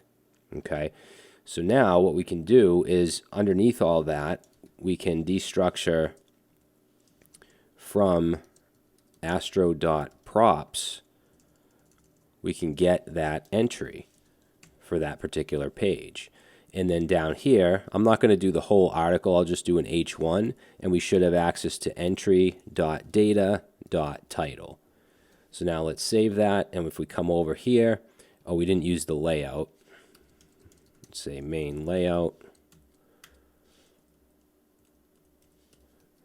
Okay, so now we have the slug and we have the title showing. So we were able to generate the paths using this function here, returning it in the correct format. So if I go back to another one, let's say this guardian of the digital realm, you can see now we have the path to that. So it's generating these paths for a static website. But like I said, we're going to make this an SSR, so we actually aren't going to do it this way. So we can actually get rid of this. And I mean, it depends on what you want to do. If you want to keep it static, you can, but I'm going to make it server-side rendered. So I'm just going to get rid of, let's see, I'll change this just back to article for now because we're not going to have any of this. I am going to bring in the get collection and stuff like that. So actually, no, I'm not. We're going to use get entry because we're just getting a single post. We don't have to get all of them and loop through and click and create the paths because the paths are created automatically because it's server rendered. So we can actually get rid of all that. So just for now, this isn't going to work because it's set up as a static site. But in the next video, we're going to set it up as a server-side rendered website. In the last video, I showed you how to generate your static paths if you're building a static website, but this is going to be server-side rendered, so we have to change a configuration or add a configuration value. So let's go into our Astro config file, and we're going to go in the define config object here, and we want to just set the output, which has a couple different options. As you can see here, there's static, which is what it is by default. Then there's server, which is what we're going to use. There's also hybrid, so you can have some parts of your website static and some of it server rendered. So we're going to choose server. Now remember, before I save this, remember if I go and I click on one of these, it tells us we have to create getStaticPaths. But if I save this, and when you do save this file, you can see down here that it restarts. And then we come back over here and I click on one of these, you'll see that it actually works because we don't need that getStaticPaths function because it's server rendered, okay? It doesn't have to generate everything at build time. So now that we've done that, we can go back into our Slug page here, and we're just getting a single article now. We don't have to get all of them and loop through and create a path for each one using the Slug. It'll do it automatically.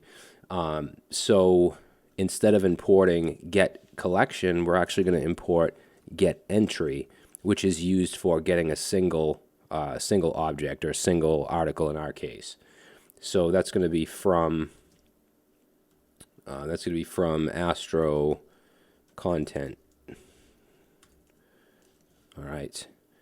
So now that we've done that, we can get the slug, we can get it through the params. So let's say const, and we want to get slug, and we can get this from the Astro object, there's this params that we can use. Okay, in fact, I'll do a console log of Slug, and you'll see if I go ahead and reload this page, and we look down here, you can see this is the Slug right here. And we can do something like this. We can say if, let's say if Slug is undefined, then let's throw new error, and we'll say Slug is required. Then we're going to create our entry variable, and we can set that to await getEntry, and that takes in two things. It takes in the collection, which is blog, and it takes in the Slug. All right, and we can do a console log of entry, and if we look down here, you can see the data. All right, so now let's just make sure that the entry is not undefined. So we'll say if entry is equal to undefined, then we're going to just redirect. So we can do that with return astro.redirect. And then we'll redirect to just /404, which will show the 404 page. And we can use entry to get the title, all the front matter stuff, but we can also get a content component that will give us the actual markdown, the formatted markdown. So down here, let's say const, and we want to get content, uppercase C, and we can get that from entry. There's a method, actually we need to await that. So there's a method called render, and that will render the content, and we can use it down here. So the next step is to get the single article HTML, which we can get from the blog theme. So I'm going to open that up. So if you go to article.html, we want to go under the nav here, and let's see, what do we actually want here? So everything within the section. All right, so I'm going to grab this A tag down to, let's see, do we have an article here? Yeah, so here down to where the article ends. I'm going to grab that, and I'm going to put that within the layout.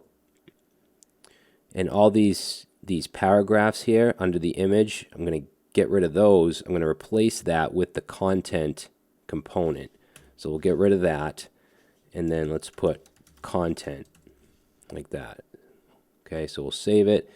Now it's actually not styled because it's just like paragraphs. There's no Tailwind classes. Since we're using Tailwind, I mean, everything is stripped until you put Tailwind classes on it.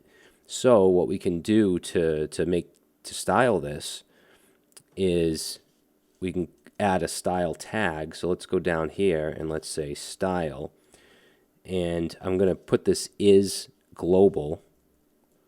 Okay, otherwise it just doesn't work for some reason if I don't add the is global. So I'm just going to take the paragraphs and just say margin 20 pixels 0. So if I do that, you can see now the paragraphs are separated, and then these are H2s, and you can look at the HTML here. So these are H2s. So I'm going to say for all the H2s, let's do margin 20 pixels 0, and let's make the font bigger. So we'll say font size, let's do 1.8 rem. So now it's formatted. All right, so that's just the content. The stuff up here, like the title and all that, we can get that stuff with the entry itself. So for the title, this right here, let's replace that with entry.data.title. So now the title should match the actual articles. And the back button isn't working because right now it's going to articles HTML. We want it to go to /articles. So if I click that, it brings us back. If I go to this immense in the virtual world, you can see we get that title. We also have the content. So the other things we need to add here are the author, the date, the tags, and the image. So for the author right here, let's replace John Doe with entry.data.author.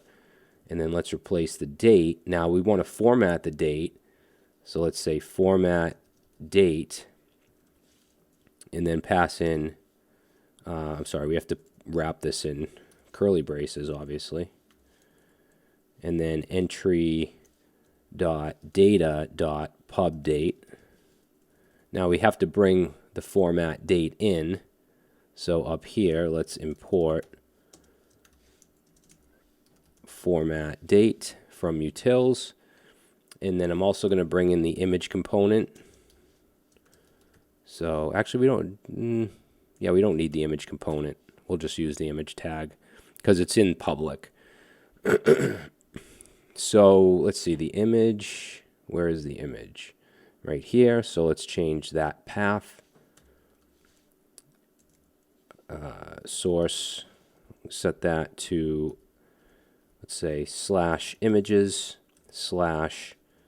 and then we'll add on to that our entry.data.image.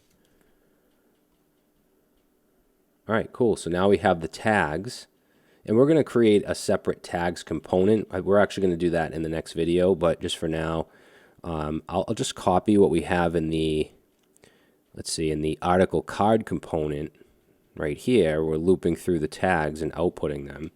I'm just going to grab that code block, and I'm going to replace these two spans with it, except I'm going to change article to entry. So that should work. There we go. Now these go to 404 because they don't exist, which is fine. All right, so yeah, I think we're good. So we have our single page. So if I go back, go to a different article. Why is there a backtick there? Tag. Is that in the file? Let's see, content. So right here. Yeah, we're missing a. There we go. Okay, so yeah, that's it for the article page, and it doesn't matter if we go from the articles or from the home page. It should work either way. So what we'll do next is create a tags component, because we are using these in a few places. So I think it'd be nice to just separate that out from the page. So now I want to create a tags component for these tags here, as well as on the actual article page. So let's go into components. Let's create a new one called tags.astro. And we're going to have some props pass in here. Well, a prop of tags, which will be an array. So let's add our component script, and we're going to say const, let's say tags, and set that, let's say astro.props, and then we'll add our interface props. It's going to take in tags, which is going to be an array of strings, so we'll say string with some brackets. All right, and then let's copy from article card. I'm going to grab this div here with flex and flex wrap, and I'm just going to cut that, and then that's going to go down here under the component script, except we're not going to use this article data tags. We're going to use the tags that are passed in, so just tags.map. Okay, and then, yeah, let's just do that for now. So we'll save that, and then in article card, we'll bring in that component. Let's say import, we don't need that, import tags, and then where we had them, we're just going to add tags, and we want to pass in a prop of tags, which is going to be article.data.tags. So if we save that, we go back to the home page, we should still see the tags in the article card. So let's do the same thing in the slug page, or the single article page, which is this bracket slug. And we're going to import up here, let's say, import tags. And we'll replace the div here, the flex and flex wrap. Replace that with tags. Pass in the tags prop, which is going to be, in this case, entry.data.tags. And then if we go to the single article page, we should see it here. We should add a little space there though. So let's see, on the image, I'll add a class of, let's make this my6. That will give it some on the top as well. All right. Now, what I'd like to do is the tags, I'd like them to start with an uppercase or a capital letter. So let's create another utility function. We'll go into utils, and I'm going to create a function called capitalize. So let's say function capitalize, and that's going to take in a string, which will be a string. This will also return a string. And we'll say if. Okay, so I'm just going to check the type. I'll say if the type of str is not equal to string, oops, it should be quotes, string, or let's say if the string dot length is equal to 0, then we're going to return string. Okay, else then we're going to return string, and we want to make it the first letter uppercase. So we want to get the first character. We can use char at 0 and then .to uppercase, and then we concatenate onto that the string, basically the rest of the string, by saying string.str slice and then pass in 1. So it's basically going to take off the first character because we're outputting the first character here as uppercase. Okay, and let's just put some comments here. We'll just say capitalize the first letter, and then this one here, format the date to a string. Okay, and we just need to export that capitalize, and then we'll bring that into our tags. So let's see, we'll go up top here. Let's say import capitalize, and then I'm going to use that down here. Let's see, so we have the tag right here. So let's wrap that in capitalize. And then I'm also going to just put a number sign in front of it. So outside of the curly brace right here, I'll just put a number sign or a hashtag. And there we go. So now we have the little hash, and we have the first letter capitalized. All right, so I think that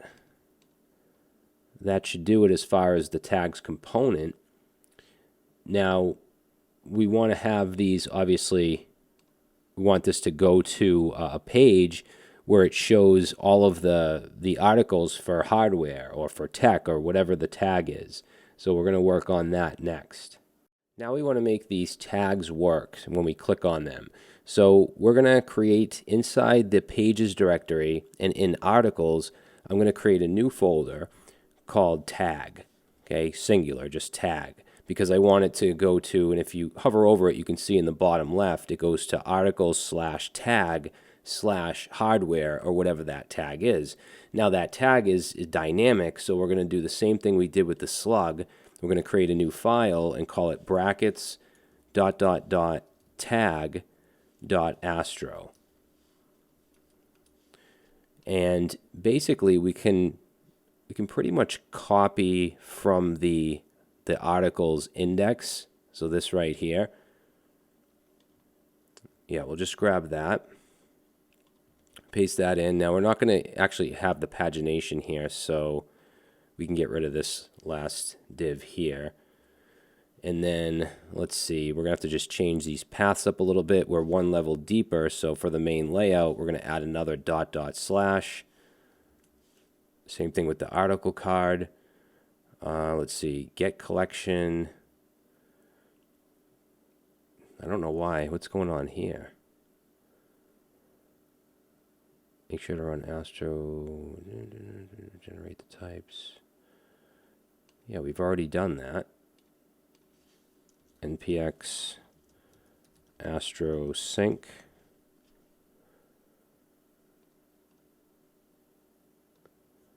That's strange. I don't know why in this directory that's giving us an issue. Well, let's just see if it works. So I'll save this. If I click on one of these, okay, it does work. It's fetching all articles, but that's because we haven't narrowed it down yet. I'm not sure why it's saying the corresponding, why I can't find the module. That's weird. Anyway, we're getting all blog articles and we're outputting those, but we want to narrow it down by the tag. So what we can do is come down here and create another variable called tag articles. And then we can basically filter through all blog articles. So we'll say all blog articles dot filter, and let's pass in here article. Oops, what is going on? Article, and then we'll say article dot data dot tags, and we can use the includes method and say where it includes that specific tag.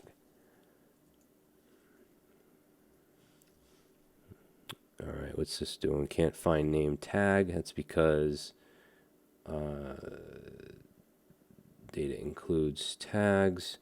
Okay, so this tag is actually coming in from the param, right? So it's coming in up here, which you can get with astro.params. So let's go here and say const tag, set that to astro.params.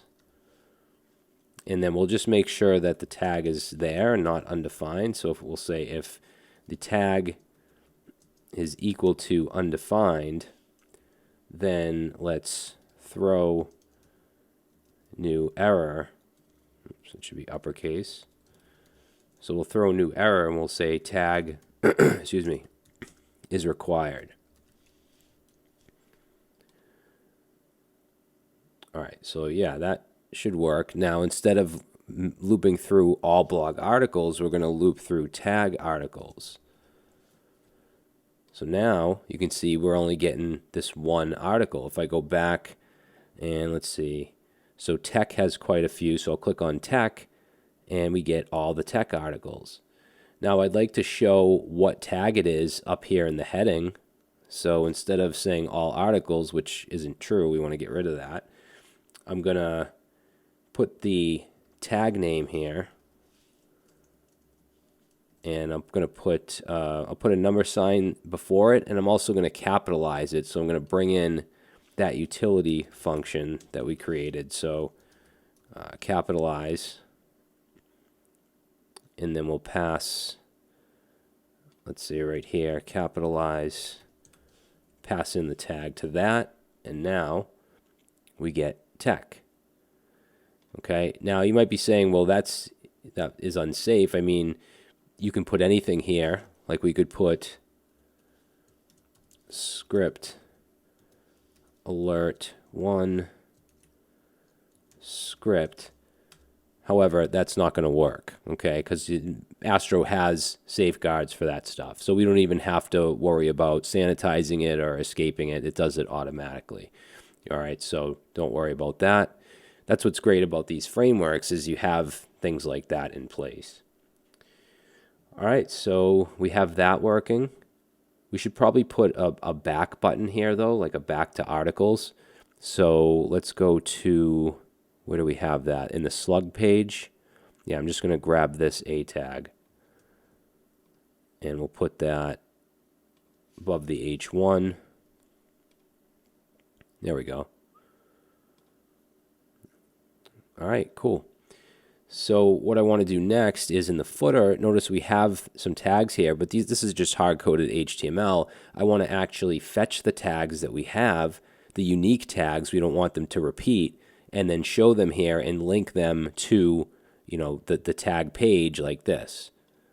So we'll do that in the next video. All right, guys, so now we want to do the tags in the footer, because right now it's just HTML. So let's go into Components and then go into our footer.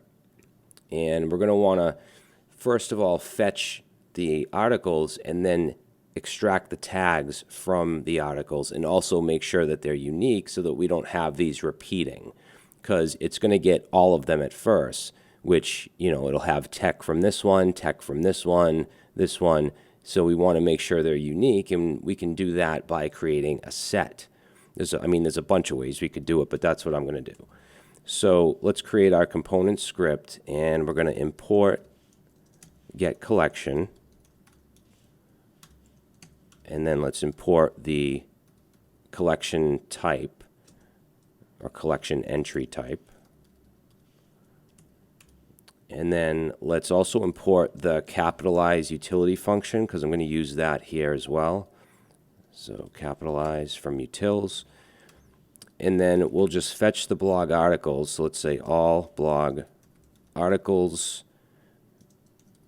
collection entry, and blog, and it's going to be an array. So we want our brackets, and then we want to await on getCollection from our blog collection. All right, so that'll get all the articles. Now we want to get the tags. So let's say const tags, which will be an array of strings. And we're going to set that to all blog articles. And I'm going to use the flat map method for this. So flat map, and then we'll pass in here, let's say article, and I'm going to use the any type here because I was getting some weird errors. And then let's say we want to get article.data.tags. So that will give us all the tags. In fact, we can check that out. So if, let's see, it doesn't matter what page we go to, you can see that it's giving us all the tags, but notice that there's some that repeat. There's tech right here, tech right here. So we want to make these unique. So what I'll do is say const unique tags, which will be an array of strings. And we can do that by creating a new set. So in this array, we're going to use the spread operator and say new set, and then pass in those tags. So that this will make them unique. So if I do a console log now of unique tags, now you can see that none of them are repeating. So now we just want to output that in the footer. So let's go down here where we have them hard-coded. Let's get rid of everything within the UL, so all these LIs. And then we want to say unique tags, and then we'll just loop through that using map. And let's see, I want to get, actually, yeah, we can just, we'll say for each tag, then we want to have an LI, and I'm going to give it a class of margin bottom 2. Okay, and then inside here we're going to have a link, because I want to be able to click on it and take us to the tag page. So let's create an A tag, and this is going to go to, let's say, /articles/tag/ and then we're going to add on the tag. Okay, and as far as what we want in here, I'm going to put the number sign, and then I want to have the capitalize function, and I'm going to pass in the tag. All right, so let's save that, check it out. And now you can see we have all the tags. None of them are repeating. If I click on tech, it takes me to the page with all the tech, tablets, Samsung. All right, so that's working good. So I think we're pretty much all set with the tags. So in the next section, what we're going to start to work on is the search. Okay, that's the big part of the next section. Also the pagination, because on the all articles page, if there's like 100 articles, I don't want to list all 100. I want to be able to just cycle through next and previous. So we'll do that in the next section. All right, so we're going to start on our search. We have the search component here, but obviously it doesn't do anything. So let's first go into that search component, so search form. And if we look at the form tag, what I'm going to do, since this is an SSR website, we can actually just put an action here and it will submit to that page. Unlike if this were a static site, we would have to go through, we would add some script tags, front-end JavaScript, and probably submit to an API endpoint, which I am actually going to show you.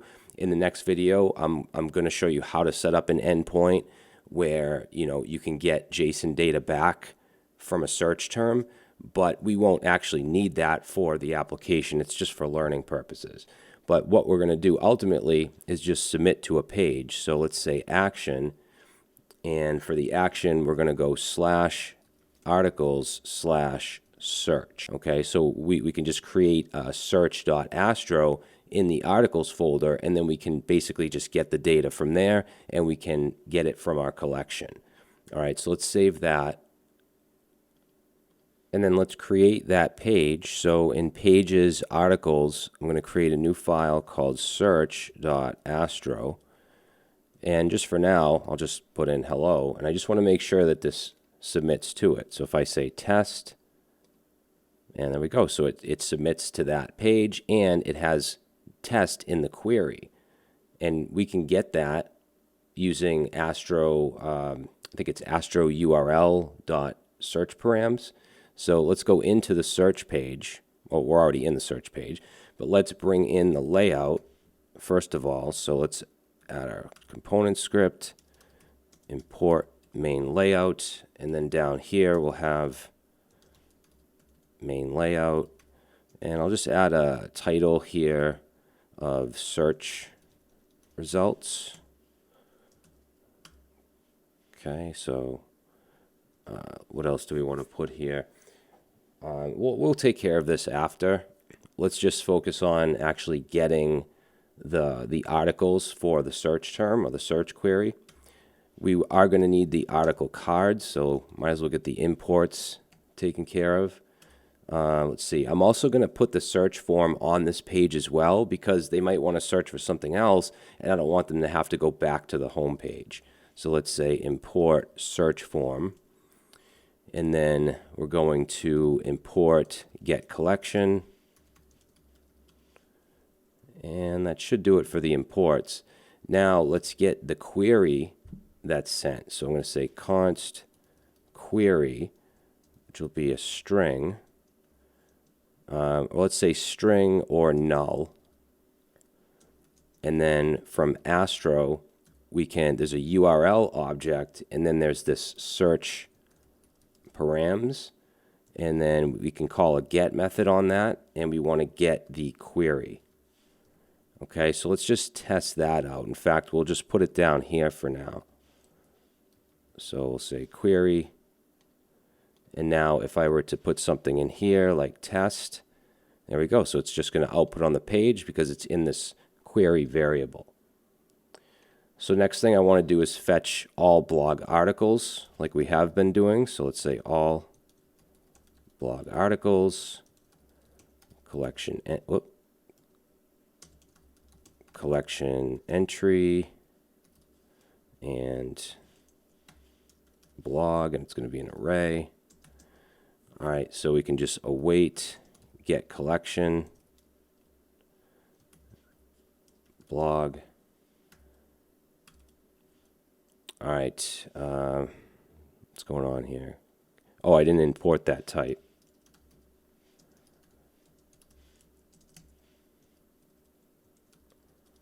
Okay, so now we have all the blog articles, but we want to filter. Let's say filter articles based on query. Okay, so I'm going to create a new variable called search results, And we'll take our all blog articles and let's filter. Okay, so we're going to do dot filter and then say for each article, then we're going to do a couple more things here. We want to match a couple different fields, a couple different front matter fields like title, the body. Obviously, I want to search the entire Markdown body as well as the slug. So to do that, let's create title match, and that's going to be a Boolean. Okay, and then we can take the article dot data dot title and let's make it all lowercase. I'm just going to go on to the next line here and say two lowercase. And then on the next line, we're going to use includes, and we want to pass in our query, and let's make that 2 lowercase as well. Okay, so that will do the title. And this question mark, actually, let's make that an exclamation mark. That should make that go away. All right. Yeah, I think that should match the title. Now for the body, we can kind of do the same thing. So I'll just grab that. And let's call this body match. And the only thing we're going to do is change it from article data title to article data body. Okay. Body does not exist. Oh, I'm sorry. It's not data body. It's dot body. Just there's no data for the body. Okay, so that's body match. Now let's do the slug match. So slug match, and we'll change this to article.slug. And if you want to match other fields, you can. You just got to add it here. So now what we'll do at the bottom of this function is return, let's say, title match or body match or slug match. Okay? And then we should get that. So down here, what we want to do is just loop over those results. But let's add a couple other things here. I'm going to have a back button. So we'll have an A tag. Let's do inline dash block.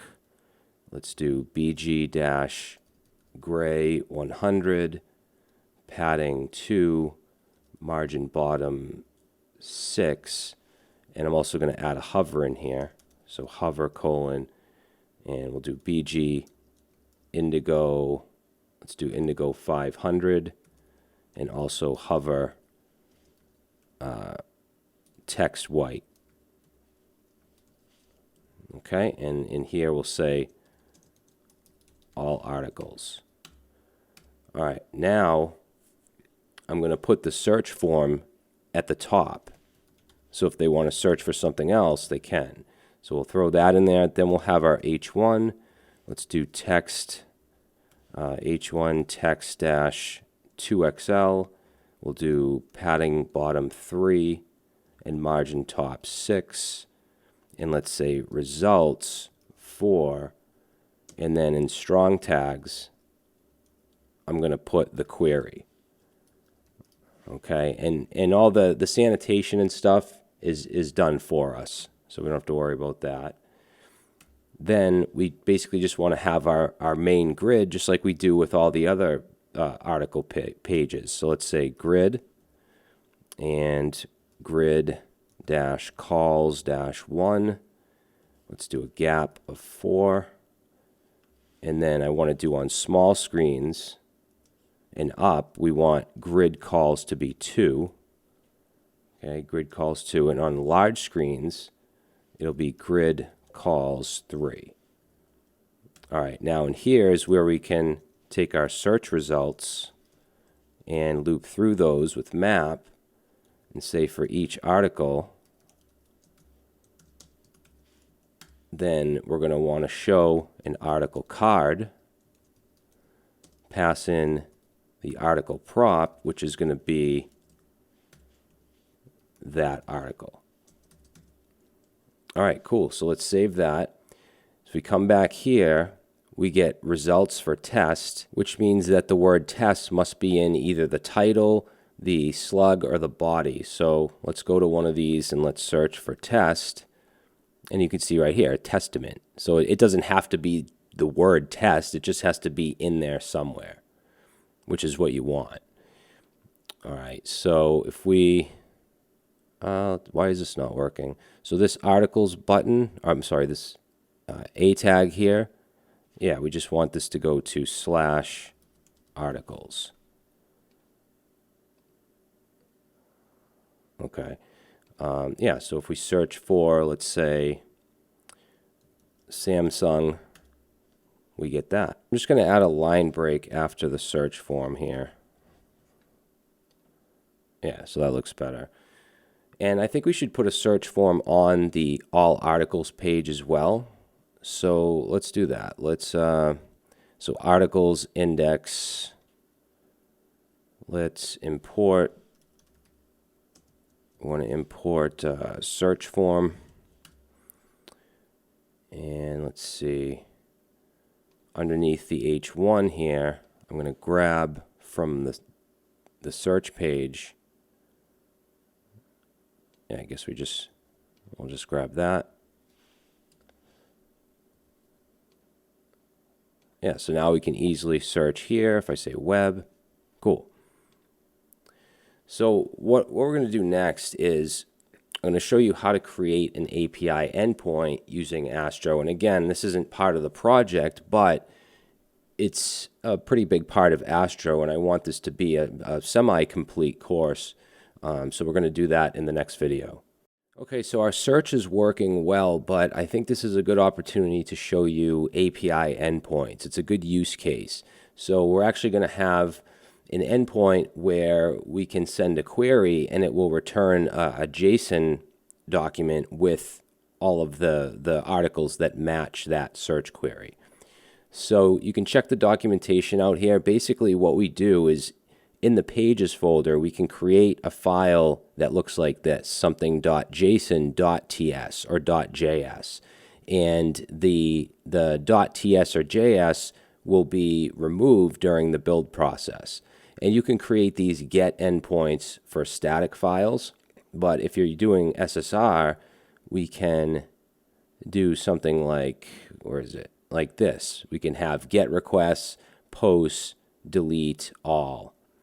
All right, so that's what we're going to do is just, well, we're just going to set up the get, but again, you could make it a post request, a delete, etc. So in the pages folder, what I would do is create a new folder called API and put any endpoints in here. So let's create a file called search.json.ts. Again, that TS will be stripped off so that it'll just be a JSON file. Now from here, we don't need to put our content script or anything because this is not an Astro component. So let's go ahead and we're going to import the type of API route from Astro. And then I'm going to create a function, let's say export const get, and this is going to be of the type API route. And let's set that to an arrow function, and what we're going to pass in here is we're going to destructure URL, and this will be the type response. And then let's create let's get the query param that's attached to it. So basically we want to be able to call something like this. Let's go over here. So we want to be able to do like /API /search.json, yeah, something like that, and then put a query on it and search for whatever. In this case, we were searching boundless, which is a word that I believe is in this article right here. So we want to be able to do that and get JSON back with those results. So to get that query, let's say const query, and we're going to say string or null. And then we can get that with that URL object. and then search params, and then call the get method, and we want to get the param of query.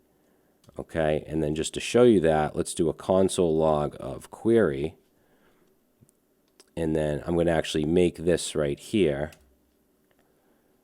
and it'll give me an error because I'm not returning what I'm supposed to, but you can see boundless is now printing in my terminal, so I'm able to get that query. So next thing, let's handle the case where query is not in the URL. So let's say handle if query is not there or is not present. Okay, so we'll say if query is equal to null, then I'm going to return, because we need to return a response. So return new response. And we're going to pass in here, I'm going to run this through json.stringify. And let's pass in an object with an error. And we'll just say query param is missing. And then after that, stringify, so let's go after this first parenthesis, we're going to open up some curly braces here, and we want to have the status. So in this case, the status will be 400, which is a bad request. So we'll just say bad request. And then we also want to send headers and add the content type. So we're going to say content-type and set that to application/JSON. All right, so that's if it's not there. Now let's go underneath that if. Now if it is there, we're going to return a response. So I'm just going to copy, let's see, this ends here. So I'm just going to grab this return, put that here, except we're going to change this, get rid of the error, and we're going to return the query. And it's not going to be a 400, it's going to be a 200 because it's successful. And yeah, that should do it. So right now, all it's going to do is give me back whatever the query I pass in is. We're not fetching any articles at this point. I just want to make sure that this actually works, which it does. It just reloaded, and you can see what I'm passing in is boundless, and I'm getting that back. Okay, if I change this to test, then I'm getting query test. So our API endpoint is working. Now we want to actually fetch the data. And we're going to do that the same way we have been by using collections. So let's import get collection, and let's import the type collection entry. And this time we're not going to return, for the return, it's going to be a promise with a response. So let's say promise, and then in angle brackets, put the response. Okay, and same thing, we're going to get the query, we're going to check if it's null. This is going to stay the same if there's no query. Down here, though, we want to change this. So before we return the response, we're going to get all the blog articles. So all blog articles, collection entry, blog, await get collection. You guys can probably write this in your sleep now. We've done it so much. All right, so once we have those, then we're going to get the search results, and I'm going to do that the same way we did with the regular page. So let's go to pages, articles, search, and we can basically just grab this, all right, and then put that in here. Sorry, we need brackets right here. Okay, so that's the search results. Now all I'm going to do is when we return this, let's pass in, instead of query, we're going to get rid of that and pass in the search results.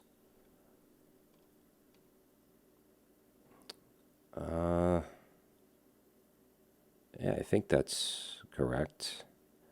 Response is not for promise. What am I missing here? We got await. Oh, we need to make the function asynchronous. So up here, we need to just say equals async, like that. All right, so this should work. Let's save, come back over here. If we reload that, I'm searching for test, and I'm getting back an array of JSON objects that match that test. All right, again, if I search for boundless, which is, it's in the body of one of this article right here, then I get that. So what I could have done is in my search form, I could have used JavaScript to catch the query, create an event to get the query that's in the input, and then send a fetch request to this with whatever in the query, get the JSON back, and then I could use that to put it on the page. All right, so I mean, and I could use something totally different, a completely different front-end application that hits this API endpoint and gets the articles. All right, so again, we're not using it here, but I wanted to show you how to do this, how to create these endpoints. So next, we're going to move on to pagination. All right, guys, so we have these pagination buttons or links on the articles page, and we want to make these function. We also want to put them into their own component. So let's go to pages, and then articles, and then index. And we're going to come down to where we have our pagination, which is this div right here, and we're going to just cut that. And then let's create a new component in the components folder called pagination.astro. And then we're just going to paste that in. I'm going to get rid of that comment. And then we'll add a component script here, and there's a couple props that will get passed into the pagination component. So let's define those. So that's going to be from astro.props. And the two that we want are going to be the current page as well as total pages. All right. And then down here where we have the links for previous and next, let's change this. And we want this to go to /articles, but we want to add on a page query string. So we want to say $page equals, and then we're going to add on the whatever the current page is -1, because this is the previous, so we want to go back one page. All right, then we'll copy this, and for this one, this is the next button, so we want to say current page +1 for that. And then let's embed this into the articles page. So I'm going to bring in, let's say, import pagination.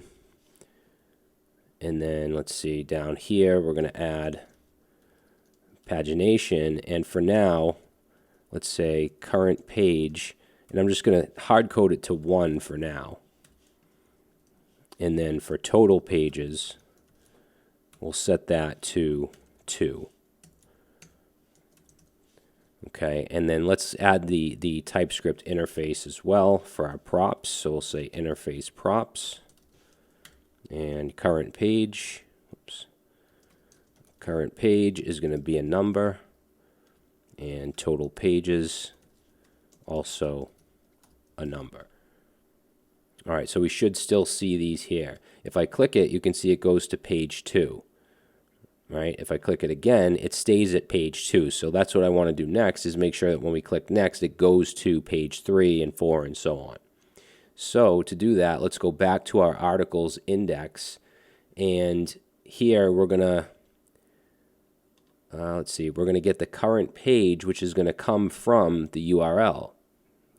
So to do that, let's say const current page, which is going to be, we'll say number or null. And then that's going to come from astro.url. Remember, to get any search params or query params, we do URL and then search params, and then we call the get method, and then whatever the param we want, which in this case is page. Now, if it's not there, so we're going to say or, if it's not there, then the page is going to be 1.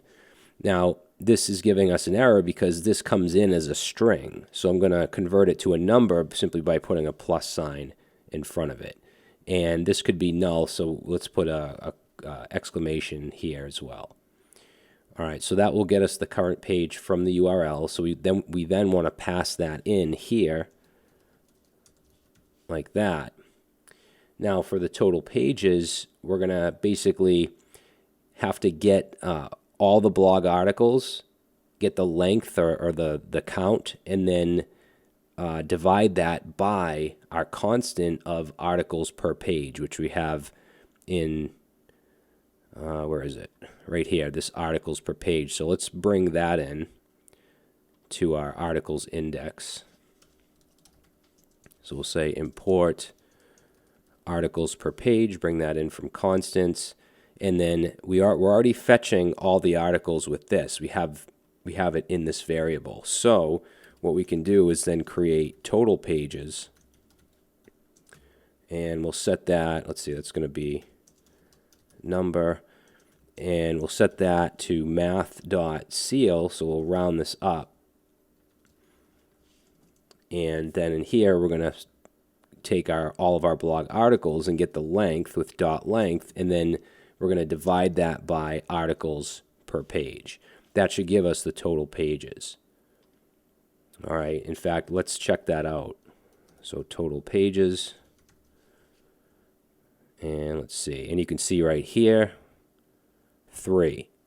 Now the reason it's 3 is because we have, 7 articles, and I have articles per page set to 3. So it would be these 3 on page 1, these 3 on page 2, and this one on page 3. So we'd have 3 total pages.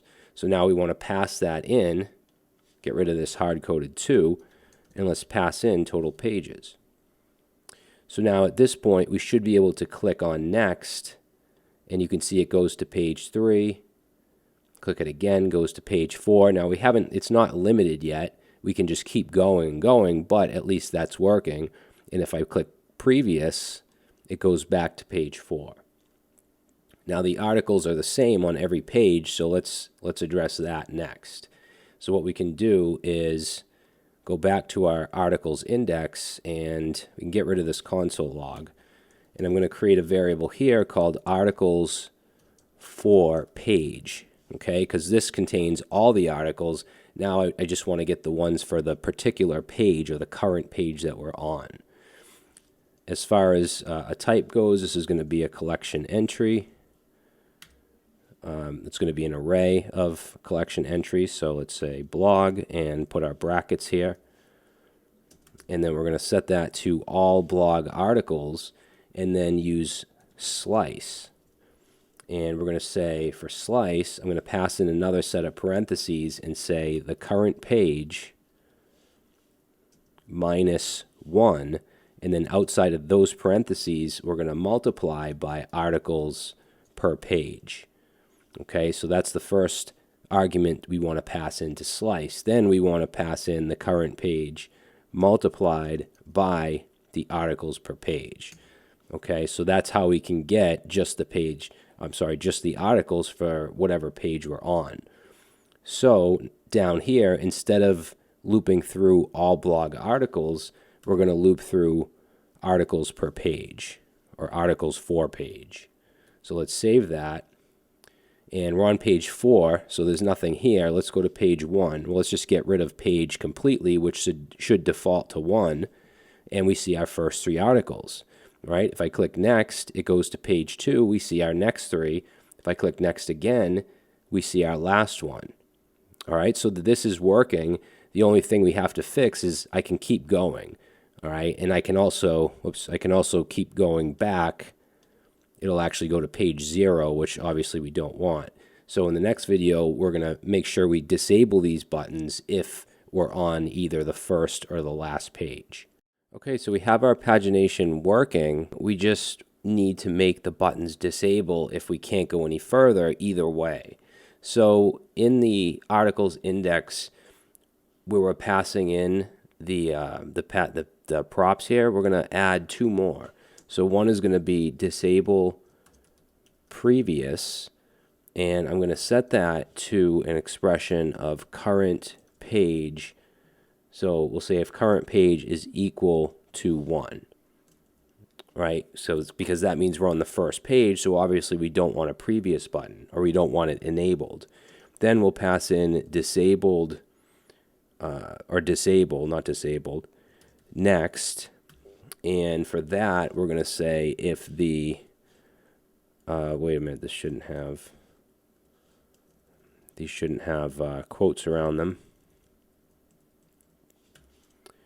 All right, so for disable next, we'll say if the current page is equal to total pages. Then we don't want to show next because that means it's the last page. And we can put these on different lines too, just to kind of make this a little more clear.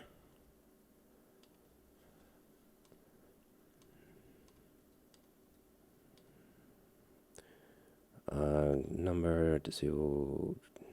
Okay, so we need to add these to our interface. So in the pagination, let's take in, we're going to take in disable previous and disable next, and then we're going to add those down here. Disable previous, and we're going to set that to Boolean, and same thing with disable next. Okay, now we just have to implement those, and we're not using a button, so we can't use the disabled attribute. So we're just going to use CSS, and we're going to set pointer events none in Tailwind, which makes it so it's not clickable. Okay, we'll also change the color as well. So where we have the class, right, I'm going to just, for now, I'm just going to cut the whole class along with the quotes, and I'm going to set the class to some curly braces. And in here, let's say disabled or disable previous. So if that's true, we'll use a ternary here. We'll say if that's true, then let's paste that in, what we just copied or cut, except I'm going to change up a few things here. I'm going to change the text. Let's see, what do we want the background to be? Let's change the background from indigo 100 to gray 100. And let's see, we'll get rid of the hovers. So hover text white, we can get rid of that, and then hover indigo, we'll get rid of that. And let's just add text dash gray dash 400. All right, and then after that quote, we're going to do an else, and then I'm going to paste in what I copied again, which is the default, which I want if it's not disabled. So if I save that and then I come back here and we go to page 1, you can see that previous is disabled. It's still showing the pointer, so I also want to add onto this class right here, pointer events none. So then we don't even have that pointer. All right, now let's do the same with the next. So I'll actually just copy what we have here for the class, and I'll replace this. Okay, except this time we want to say disable next. And now if we click next, we go to page 2, page 3. Now I can't go any further because there's no more. And that's it. So our pagination is now complete. So I'm going to just go back to the constants file. Let's see, where is constants? I'm just going to change this back to 6.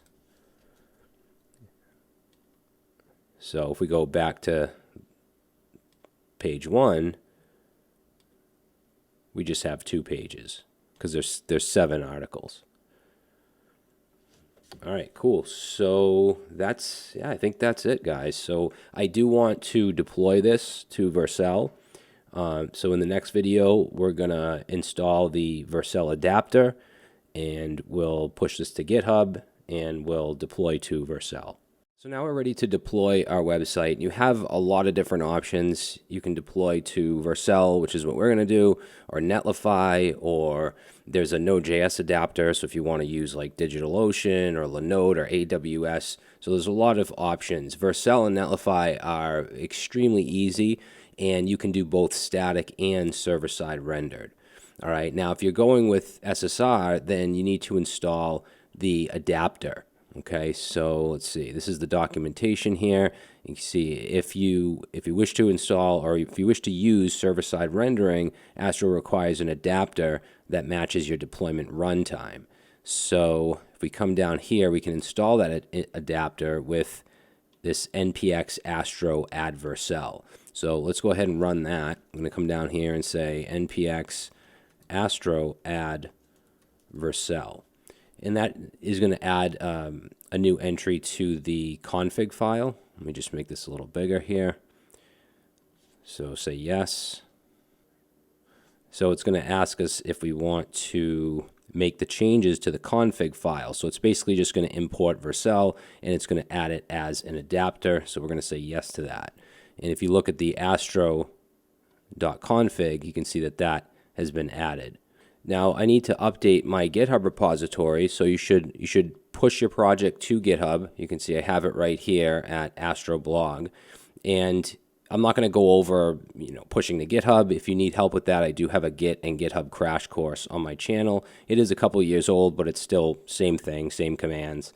So I'm just going to push this change to it. So I'll say git add all, and let's say git commit m, and we'll say added Vercel adapter, and then I'm going to push to my repo,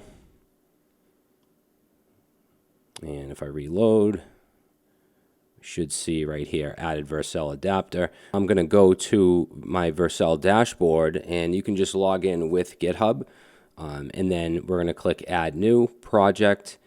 And since I'm logged in with GitHub, it's going to automatically pull up my repositories, and you'll see Astro blog at the top. That's what I want to import. And then this stuff here, you can leave all this as is, just leave the defaults, and then click deploy. And this might take a minute or two.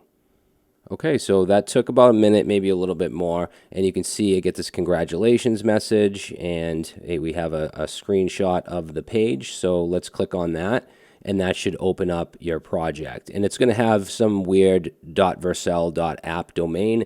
Of course, you can move on and add your own domain if you want. You can start right here.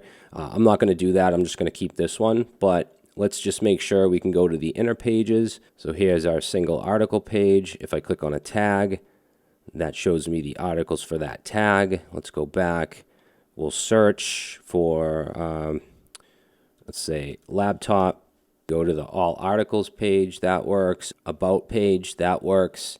So it looks like we're in good shape. If I click on one of the footer tags, okay, so everything is working as we would expect. Click on the most recent, good.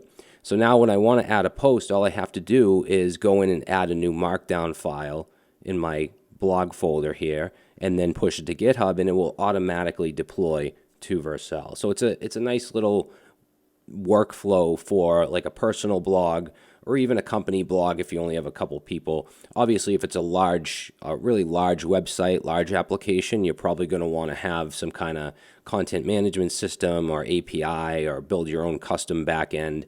But I think that this is good for especially personal projects. All right, guys, so I hope you learned a lot here. I know this wasn't an in-depth course. I mean, there's more we could do, but this is a quick start. It's meant to do just that, get you up and running really quickly, and now you have the knowledge to build your own Astro project. All right, thanks for watching, guys, and I will see you in the next course.